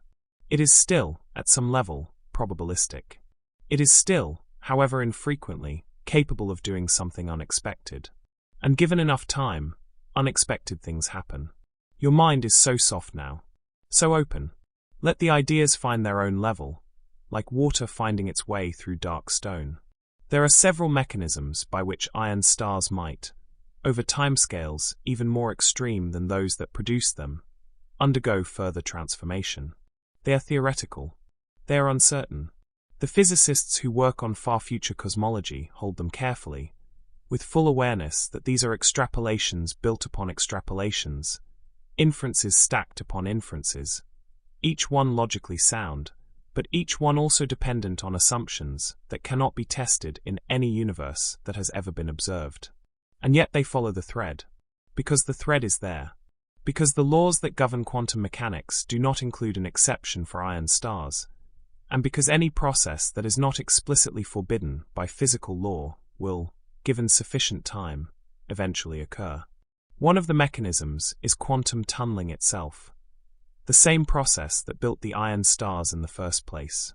Just as quantum tunneling allowed carbon and oxygen nuclei to slowly rearrange themselves into iron over timescales of 10 to the 1,500 years, so too might quantum tunneling, operating across even vaster timescales, allow the iron itself to continue rearranging. Not into a lower nuclear energy state. There is no lower nuclear energy state, but into different spatial configurations, different arrangements of the iron nuclei, and the degenerate electrons that support them. Different structural states that might, under the right quantum conditions, permit further collapse. The iron star, in some models, might eventually tunnel into a denser configuration. It might, through processes that operate far below any threshold of ordinary detection, slowly accumulate the conditions for gravitational collapse. The same kind of collapse that, in the stelliferous era, produced neutron stars from the cores of massive dying suns. Not through the dramatic violence of a supernova, but through the gentlest possible quantum accumulation of tiny instabilities, slowly building across timescales that make the iron star's own formation seem hasty, until the threshold is crossed and the collapse occurs. Quietly, inevitably, without witnesses. The numbers here are, even by the standards of everything we have discussed tonight, extreme. The timescales over which iron stars might collapse into neutron stars or black holes through these quantum processes are estimated, and the word estimated carries enormous weight here, because these are among the most uncertain numbers in all of theoretical physics. at somewhere between 10 to the power of 1026 years and 10 to the power of 1076 years. Let those numbers simply exist in the room with you for a moment. Don't try to compare them. Don't try to visualize them. Just let them be present, the way distant thunder is present, felt more than heard, experienced more than understood. 10 to the 1026. 10 to the 1076. These numbers make 10 to the 1500, the timescale of the iron stars themselves. Look, by comparison, almost immediate, almost close. And 10 to the 1500, already, made the entire current age of the universe look like less than a heartbeat. We are in a region of time now where language itself begins to feel inadequate, where the words long and vast and immense and eternal have all been used up and discarded, and we are left gesturing towards something that the human conceptual vocabulary was simply not built to contain. The numbers are real. The physics behind them is genuine, if uncertain. But the experience of them, the felt sense of what it would mean for time to extend this far, is simply beyond the reach of any mind that evolved to navigate a world of seasons and lifetimes and geological ages. And so we do what we have been doing all night. We let the scale wash over us. We let it be as large as it is. We float in it, rather than trying to hold it, and we trust that even without full comprehension, there is something valuable in simply being present to the size of the thing. Feel yourself floating, completely weightless, completely held. There is something philosophically striking about this final twist in the Iron Star story, something worth sitting with in the gentle, unhurried way that the edge of sleep permits.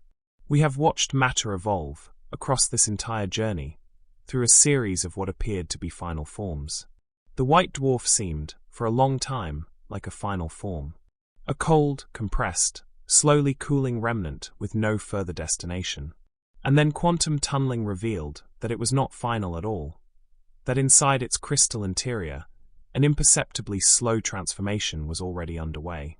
The Iron Star seemed, when we finally arrived at it, like a true final form. The lowest energy state, the bottom of the valley, the place where the nuclear energy landscape offers no further descent. And now even that apparent finality is being gently, quietly questioned. Not disproven, not overturned. The iron stars are still the most stable objects ordinary matter can produce. The iron configuration is still the lowest energy state available to nuclei.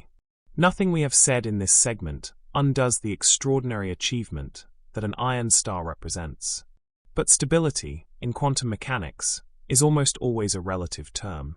Almost always a matter of degree and timescale, rather than absolute permanence. And the universe, with its inexhaustible patience and its unwillingness to simply stop, keeps finding mechanisms, ever slower, ever subtler, ever more improbable, through which even the most stable things continue to change. This might feel, on first encounter, like a kind of cosmic restlessness, an inability of the universe to ever truly settle. But there is another way to feel it, a warmer way, perhaps more appropriate to the state you are in right now, drifting in the long dark between waking and sleep.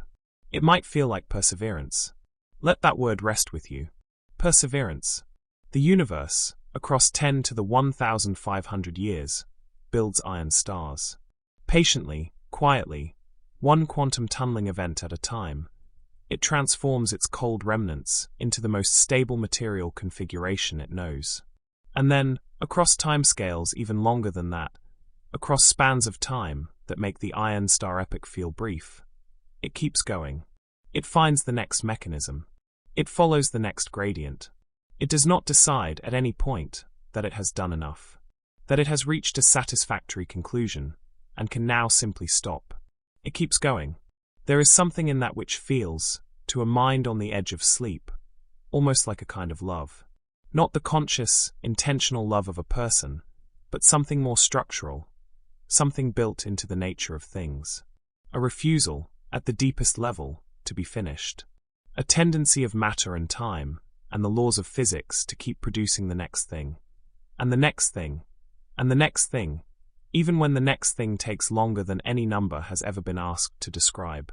Even iron stars are not the end. They are, instead, another beginning. Another epoch. Another chapter in a story that is longer than any story that has ever been conceived. Longer than any mythology. Longer than any religion's account of eternity. Longer than any mathematical construct designed to represent endlessness. A real story, about real matter, following real laws, through time that is genuinely, actually unimaginably vast. Your eyelids are completely still now. Your breathing has found its deepest rhythm. The thoughts that pass through your mind are barely thoughts at all. More like the memory of thoughts, or the shadows of thoughts, drifting through a space that has grown too warm and too peaceful for anything as effortful as thinking. The iron star drifts in the dark. It has been drifting for longer than the word drifting can hold. Inside it, at the quantum level, something is happening. So slowly, so subtly, so far below any threshold of detection that the star itself, if it could know things, would have no inkling of it. But it is there. The same quiet, probabilistic, patient process that built the iron star in the first place is still operating, still reaching forward through the mathematics of quantum mechanics toward whatever comes next. And what comes next is uncertain. That is perhaps the most honest thing that can be said about it. The timescales are estimates, the mechanisms are theoretical, the outcome, neutron star, black hole, something stranger still, depends on assumptions that cannot currently be verified. The physicists who work on these questions carry their uncertainty openly, as a mark of intellectual honesty rather than failure. They are following the thread to the furthest point it can be followed, and they are saying, clearly and carefully, here is what the thread suggests. Here is where the logic leads. And here is how much confidence we can reasonably place in a map drawn at the very edge of the known. It is, in its own way, one of the most courageous things human thought does. It follows the questions past the answers. It goes further than the evidence, guided by the light of physical law, and it reports honestly on what it finds, including the uncertainty, including the tentativeness, including the full acknowledgement that these ideas belong to the frontier of speculation rather than the settled territory of confirmed knowledge. And what it finds at that frontier is this: even iron stars are not permanent. Even the deepest stability the universe can produce in ordinary matter is, across sufficient time, temporary. The story goes on. It always goes on. Let that be the last thought before sleep takes you fully. The story goes on. Not forever, nothing, perhaps, is truly forever. But longer than forever needs to be to encompass everything worth encompassing. Longer than any number you will ever need. Longer than the night, longer than the year, longer than the life, longer than the species, longer than the planet, longer than the star, longer than the galaxy, longer than the universe as you knew it when this journey began. The iron stars will drift in their cold dark for a span of time that has no name. And then quietly, without drama, without witnesses, they will change again. Into something denser. Something stranger. Something that carries the matter of the universe forward into yet another chapter of its incomprehensibly long story. You don't need to follow it there tonight. You have traveled far enough. You have gone further than anyone goes, further than any instrument reaches, further than any observation extends. All the way to the end of iron. All the way to the quiet revolution inside the most stable objects the universe can make. And now you can rest. The universe will keep going without you for a while. It is very good at that. Let your body be completely heavy. Let your mind be completely empty. Let the darkness be the same darkness that surrounds the iron stars, ancient and soft and full of a patience that has no bottom. You are held. You are still. You are, in this moment, as permanent as anything the universe has ever produced. Rest here. The iron stars are keeping watch. You are still here. Still held in that deep, warm, barely conscious place where the boundary between yourself and the surrounding dark has grown soft and permeable. Where the ideas of this long night have stopped being things you think and started being things you simply inhabit. The way you inhabit a dream, moving through it without resistance, accepting its logic as naturally as you accept the logic of breath. You have been on an extraordinary journey. You have watched the last stars die. You have drifted through the degenerate era, past the cooling remnants of a universe that has forgotten fire. You have sat with the question of proton decay and felt the weight of what depends upon it. You have watched matter tunnel through its own energy barriers, seen the entire periodic table converge on a single element, arrived at the iron stars themselves, cold and dark and dense and patient, and then discovered, in the last gentle twist of the story, that even those ultimate objects carry within them the seeds of further change. It has been a long journey, a beautiful one, and an honest one. And honesty, now, at this late and drowsy hour, asks for one more thing. It asks us to say, clearly and warmly, and without any diminishment of everything we have explored, that none of this is certain. Let that land softly, not as a disappointment, not as a retraction. Let it land the way a hand rests on a shoulder, steady, warm, reassuring rather than unsettling. The Iron Star Epoch is a hypothesis. A careful, mathematically grounded, physically motivated hypothesis, but a hypothesis nonetheless. It is not a description of something observed. It is not a prediction that has been tested and confirmed. It is an extrapolation, a following of known physical laws into territory so remote that no observation could ever reach it, no experiment could ever probe it, no instrument could ever gather evidence about it from within our own universe's history. The scientists who developed these ideas, who sat with the equations of quantum mechanics and nuclear physics and thermodynamics and asked, with genuine curiosity and genuine rigor, what happens if we follow these equations forward without limit? They knew this. They know this. The uncertainty is not a secret buried in the footnotes. It is openly acknowledged, carefully described, and held as an integral part of the intellectual honesty that makes this kind of speculative cosmology trustworthy rather than merely fanciful. The timescales we have visited tonight, 10 to the 15, 10 to the 34, 10 to the 1500, 10 to the 1076, are illustrative. They are the numbers that fall out of particular theoretical frameworks under particular assumptions. Change the assumptions, and the numbers change. Not the broad shape of the story, necessarily. The general progression from stars to remnants to cold iron objects is fairly robust across different models. But the specific timescales, the exact mechanisms, the precise nature of what happens at each stage, all of these depend on things we do not yet know. Feel the quality of your own breathing. Slow and steady, and entirely its own. Not thinking about itself. Just continuing. The central assumption underlying the entire Iron Star Epoch is one we have returned to several times during this journey. Proton stability. The scenario requires that protons do not decay, or at least that they decay far more slowly than the timescales involved, so that ordinary matter survives in meaningful form long enough for quantum tunneling to do its extraordinarily patient work. But the proton's fate is genuinely unknown. As we discussed earlier in our journey, grand unified theories, some of the most ambitious and carefully constructed theoretical frameworks in physics, predict that protons should eventually decay. The experiments designed to detect this decay have not yet found it, which means that if proton decay occurs, it must happen more slowly than the most sensitive detectors, so far built, have been able to measure. But the experiments have not ruled it out. They have only pushed the lower bound on the proton's half-life to increasingly large numbers that are themselves staggering, in the tens of trillions of years, while the question of whether protons ultimately decay remains, genuinely and completely, open. The periodic table does not converge on iron.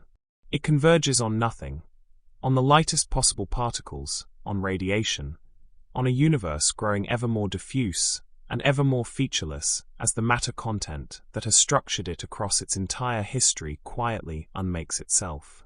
The iron stars, in that version, never form. Both scenarios follow from the same laws of physics. The difference lies entirely in a single number, the proton lifetime, that we have not yet measured. Your body is completely at rest. Your mind accepts this uncertainty with the same ease it accepts the darkness. Let it. Beyond the question of proton stability, the Iron Star Epoch depends on our understanding of quantum tunneling rates in nuclear matter under extreme conditions. These rates, The probabilities per unit time that a given nucleus will tunnel from one energy state to another are calculated from quantum mechanical principles, and the calculations are genuinely sound within their own framework. But nuclear matter inside a cold, dense, crystalline stellar remnant exists under conditions far outside the range of anything directly measurable in any laboratory. The theoretical frameworks used to model it are extensions of well-tested physics, but they are extensions, applied to regimes where the testing has never been done, and where, realistically, it never will be done. Different theoretical treatments of quantum tunneling in cold, dense nuclear matter produce different rate estimates. Some faster, some slower, some involving different pathways through the nuclear energy landscape. The destination, iron, is agreed upon. The rate of getting there is not. The timescale of 10 to the 1,500 years is a figure that appears in the literature, a number that falls out of particular calculations, but it sits within a range of estimates that varies enormously depending on the assumptions made. It is a signpost, not a measurement, a direction, not a distance. And the further stages, the collapse of iron stars into neutron stars or black holes across timescales between 10 to the 1026 and 10 to the 1076 years, are even more uncertain still. These estimates rest on layers of theoretical inference, each one reasonable, each one following from the last, but each one also adding to the accumulated uncertainty of the whole. By the time we reach the furthest numbers, we are operating in a regime of speculation that even the most ambitious cosmologists describe with careful qualification. Phrases like some models suggest, and it is possible that, and under certain assumptions. This is not a weakness of the science. It is the science being honest about where it stands. There is something worth savoring about this, even here at the edge of sleep. Human beings have been asking questions about the nature of things for as long as there have been human beings. For most of that time, the answers were stories, beautiful, elaborate, meaningful stories, but stories that made no claim to be derived from evidence or testable against observation. The stars were gods, or the campfires of the dead, or holes in a celestial sphere through which divine light shone. The universe had a shape determined by mythology rather than mathematics. The future was known only through prophecy, which is to say it was not known at all, only imagined.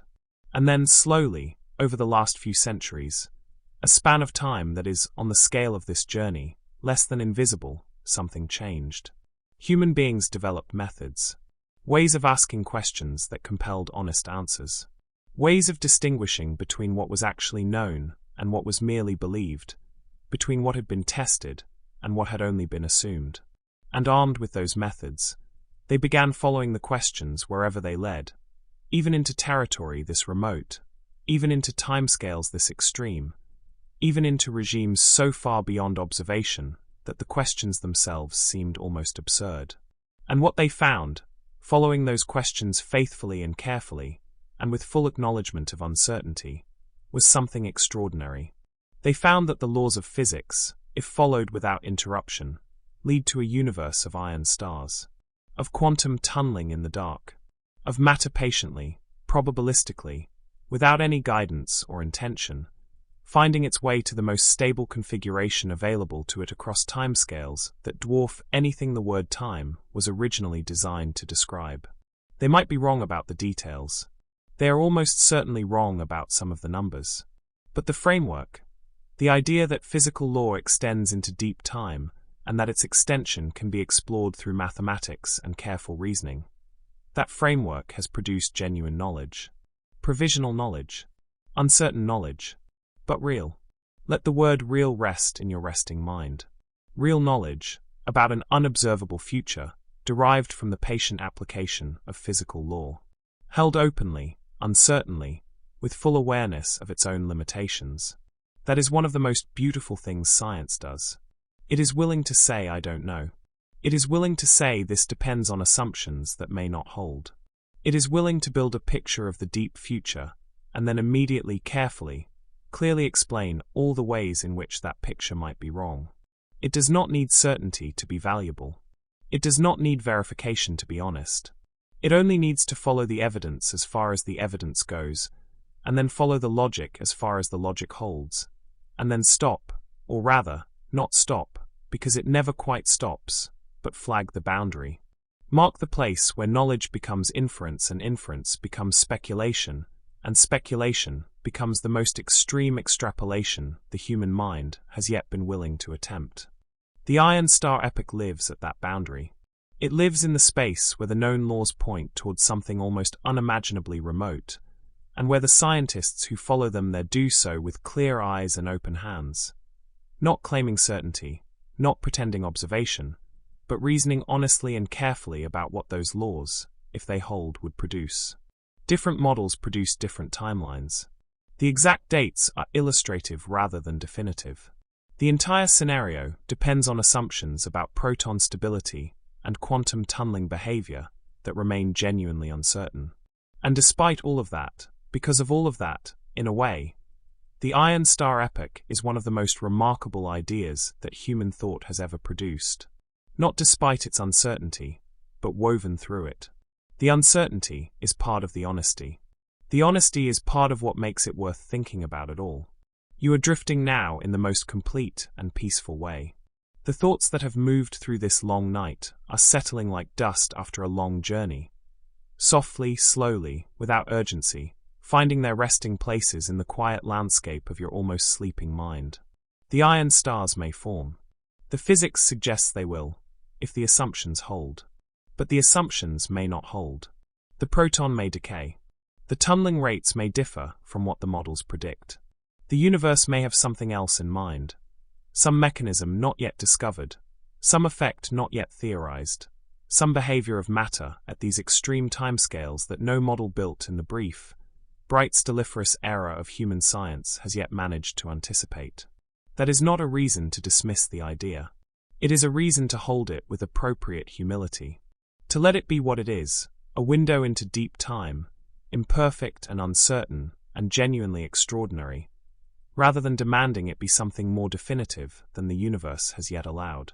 You have looked through that window tonight. You have seen what is visible from here. The dark and the cold and the slowly transforming remnants, the quantum tunneling and the convergence on iron, the immeasurable timescales and the patient, persistent, almost philosophical refusal of matter to simply stop. Whether the window shows you the literal future of this universe, or a possible future, or one of several futures depending on physical facts not yet known, that question can rest here, ungrasped, the way the best questions do.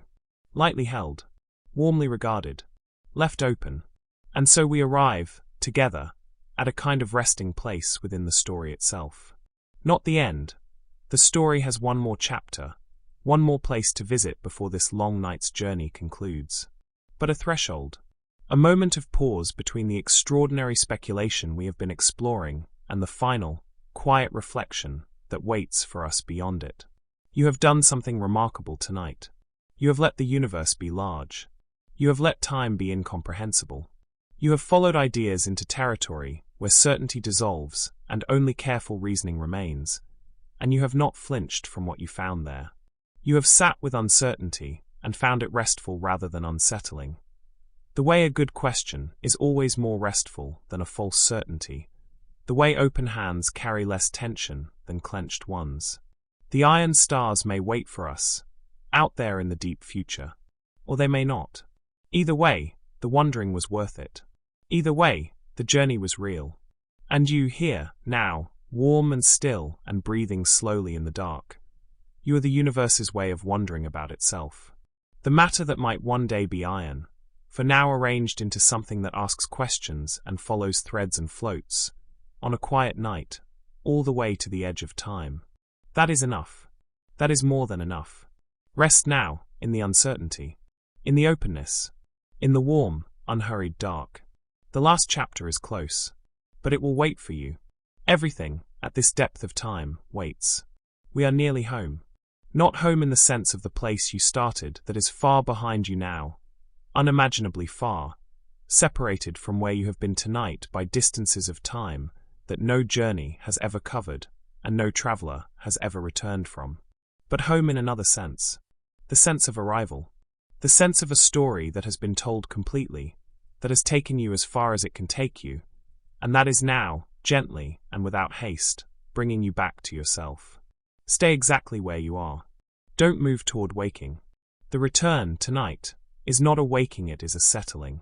A final, slow descent into the deepest and most restful layer of the night. The kind of sleep that waits on the other side of a long journey.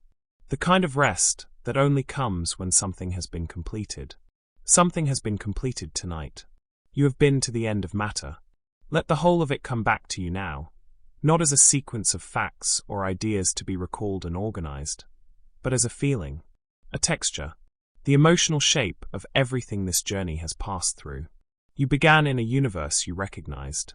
The stelliferous cosmos, bright and busy, and full of the particular warmth of stars, of nuclear fire sustained across billions of years, of light crossing unimaginable distances to reach the eyes of creatures small enough to wonder about it. You began there, in the familiar, and then you let it go. Slowly, the way the mind lets go of the day at the edge of sleep. One thing at a time, until the familiar was gone, and something else, something older, quieter, stranger had taken its place. The last stars went out. You were there. You watched the stelliferous era draw its long, unhurried curtain and leave behind a universe of remnants, white dwarfs and neutron stars and black holes and brown dwarfs, drifting in a cosmos that had grown dark in the particular way that things grow dark when the fire that sustained them has finally, completely exhausted itself. Not the darkness of something gone wrong. The darkness of something concluded. The darkness of very late, after a very long day, when the last light is turned off and the house settles into its own quiet breathing. You drifted through that darkness. You let it be as large as it was. And then the questions came. The deep ones. The ones that sit at the boundary between what is known and what is only suspected, between what has been measured and what can only be inferred. Do protons decay? You sat with that question, really sat with it, in the unhurried way that only the edge of sleep permits, and you felt what it means for something as fundamental as a proton to be uncertain.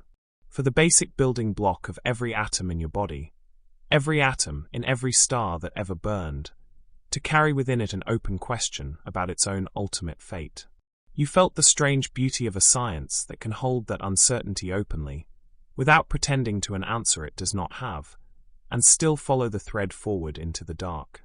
And in the scenario where the thread holds, where the protons persist and matter endures and time continues its patient, measureless accumulation, you discovered that the dark universe was not finished after all. That even in the cold and the silence and the apparent stillness of the degenerate era, something was happening.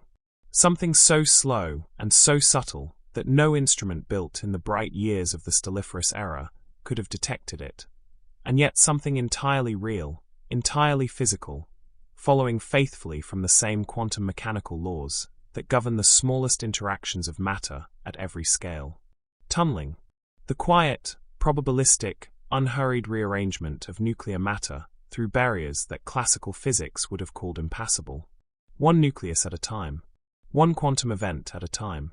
The entire periodic table, across timescales that make the word vast sound almost quaint, beginning its long convergence toward the single element that the nuclear energy landscape has always preferred.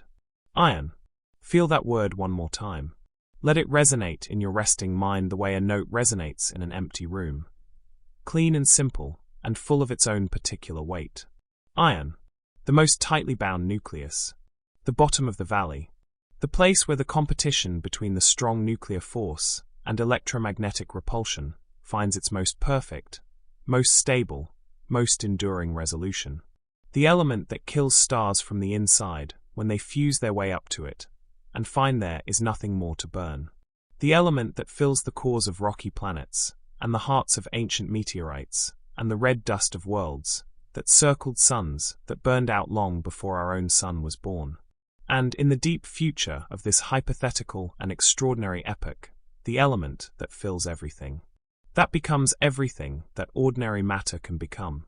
That waits, cold and dark and dense, inside spheres that were once stars, that were once perhaps the suns of living worlds, the sources of warmth for oceans and atmospheres, and the improbable, beautiful chemistry of beings who looked up and wondered what the stars were made of.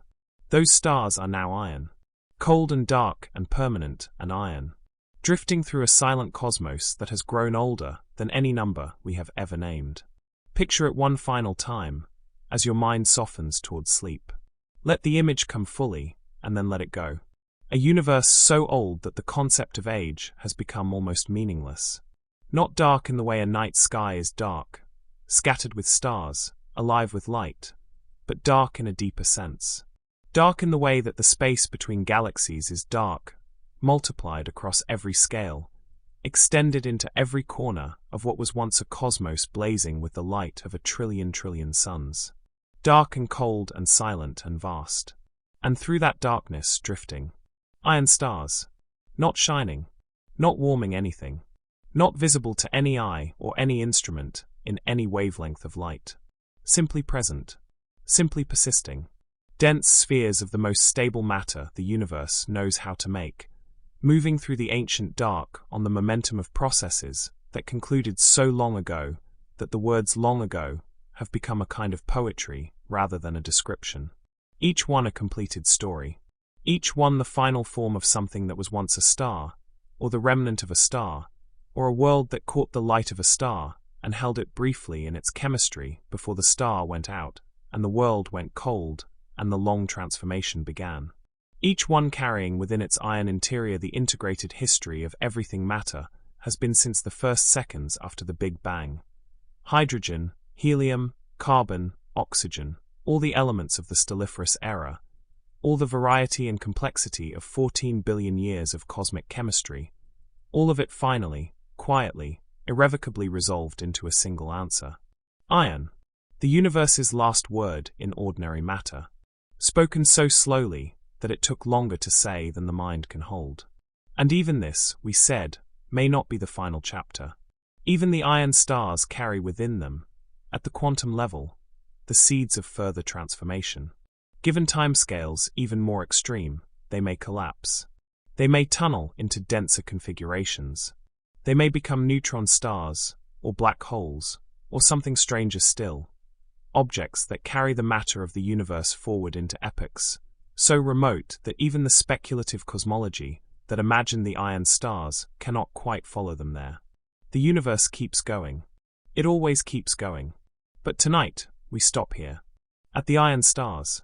At the longest stillness the universe is thought to be capable of producing in ordinary matter.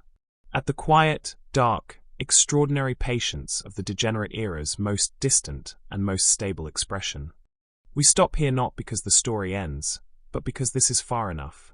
Because you have come far enough. Because the mind that has traveled all the way from the last light of the stelliferous era to the cold iron spheres of the deepest future has earned, tonight, the right to rest. Come back to yourself now. Slowly. Gently. Not to the day. The day is far away, behind a wall of sleep that is nearly ready to receive you. But back to the physical facts of this moment. The surface beneath your body, solid and warm and entirely reliable. The air moving in and out of your lungs. That ancient, unconscious, self-sustaining rhythm that has been keeping you alive throughout this entire journey without asking anything of you. The warmth of the blanket, or the room, or the particular quality of the air around you in this place where you have chosen to rest. You are here. Physically, concretely, warmly here. You are made of matter that has not yet reached its final form. The atoms in your body are still carbon and oxygen and nitrogen and hydrogen. The rich, complex, energy-laden chemistry of the stelliferous era, still burning in its slow biological way, still cycling through the extraordinary machinery of a living body in a living world orbiting a living star. You are, by the standards of the deep future, very young. Everything around you is very young. The universe, tonight, is still in its early chapters. Still bright, still warm, still full of the particular abundance that only the age of stars can produce. That is a gift worth receiving as you fall asleep. The gift of being here, now, in the bright part, in the warm part, in the era of stars and planets and oceans, and the long, golden light of a middle-aged sun falling across a world still rich with the chemistry of life. To live in the stelliferous era is to live in the most luminous chapter of cosmic history. The chapter with fire in it. The chapter with warmth. You are in the warmth. You are part of the warmth. And outside, if you were to step outside right now under a clear sky and look up, the stars would be there. Every one of them burning. Every one of them pouring its light across the dark in all directions, indiscriminately, generously, the way stars do. Not saving it, not hoarding it, just giving it freely into the cosmos for as long as the fuel holds out. The fuel will not hold out forever. We know that now, more completely than we knew it when this journey began. We have seen what comes after. We have been to the silence on the other side of all that fire. And it was peaceful there. It was cold and dark and incomprehensibly patient, but it was peaceful. The universe, even after the last star, even in the longest dark, continued. Matter found its way to stability. Time continued its accumulation. The iron stars drifted through the silence in the most complete and permanent rest that ordinary matter is capable of achieving. And here, tonight, you are doing something not entirely unlike that. You are finding your most stable configuration. You are letting the energy of the day complete its work and dissipate into the quiet around you. You are letting the complex, effortful, luminous activity of waking life slow towards something simpler and stiller and more deeply at rest. You are, in your own small and warm and entirely human way, moving toward the bottom of the valley, toward the place where no further energy needs to be expended, where everything that needed to be held can be set down, where the body and mind find, for these dark and precious hours, their own version of the iron star's unassailable stillness. Let yourself go there completely now. Let the last thoughts of this journey dissolve like starlight into the dark between galaxies. Let the iron stars drift on without you.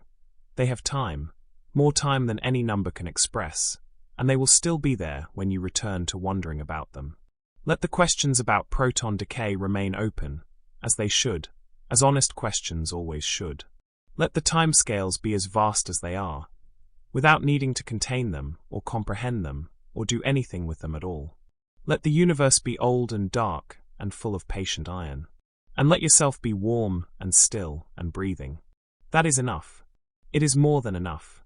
It is, in the particular arithmetic of this long and gentle night, everything. The iron stars drift in the deep future, cold and silent and enduring. You drift too, now, into sleep, into the warm dark behind your closed eyes, into the quiet that waits at the end of every day, and the end of every journey, and the end of every story long enough and gentle enough to deserve a real ending. The cosmos is vast. You are small and warm and briefly, beautifully alive within it. And tonight, you are resting. As all things rest eventually. As all things, in their own time and in their own way, come to stillness. Sleep now. The iron stars are keeping watch. The universe is keeping watch. And you are allowed to let go completely. Drift. Dissolve. Rest.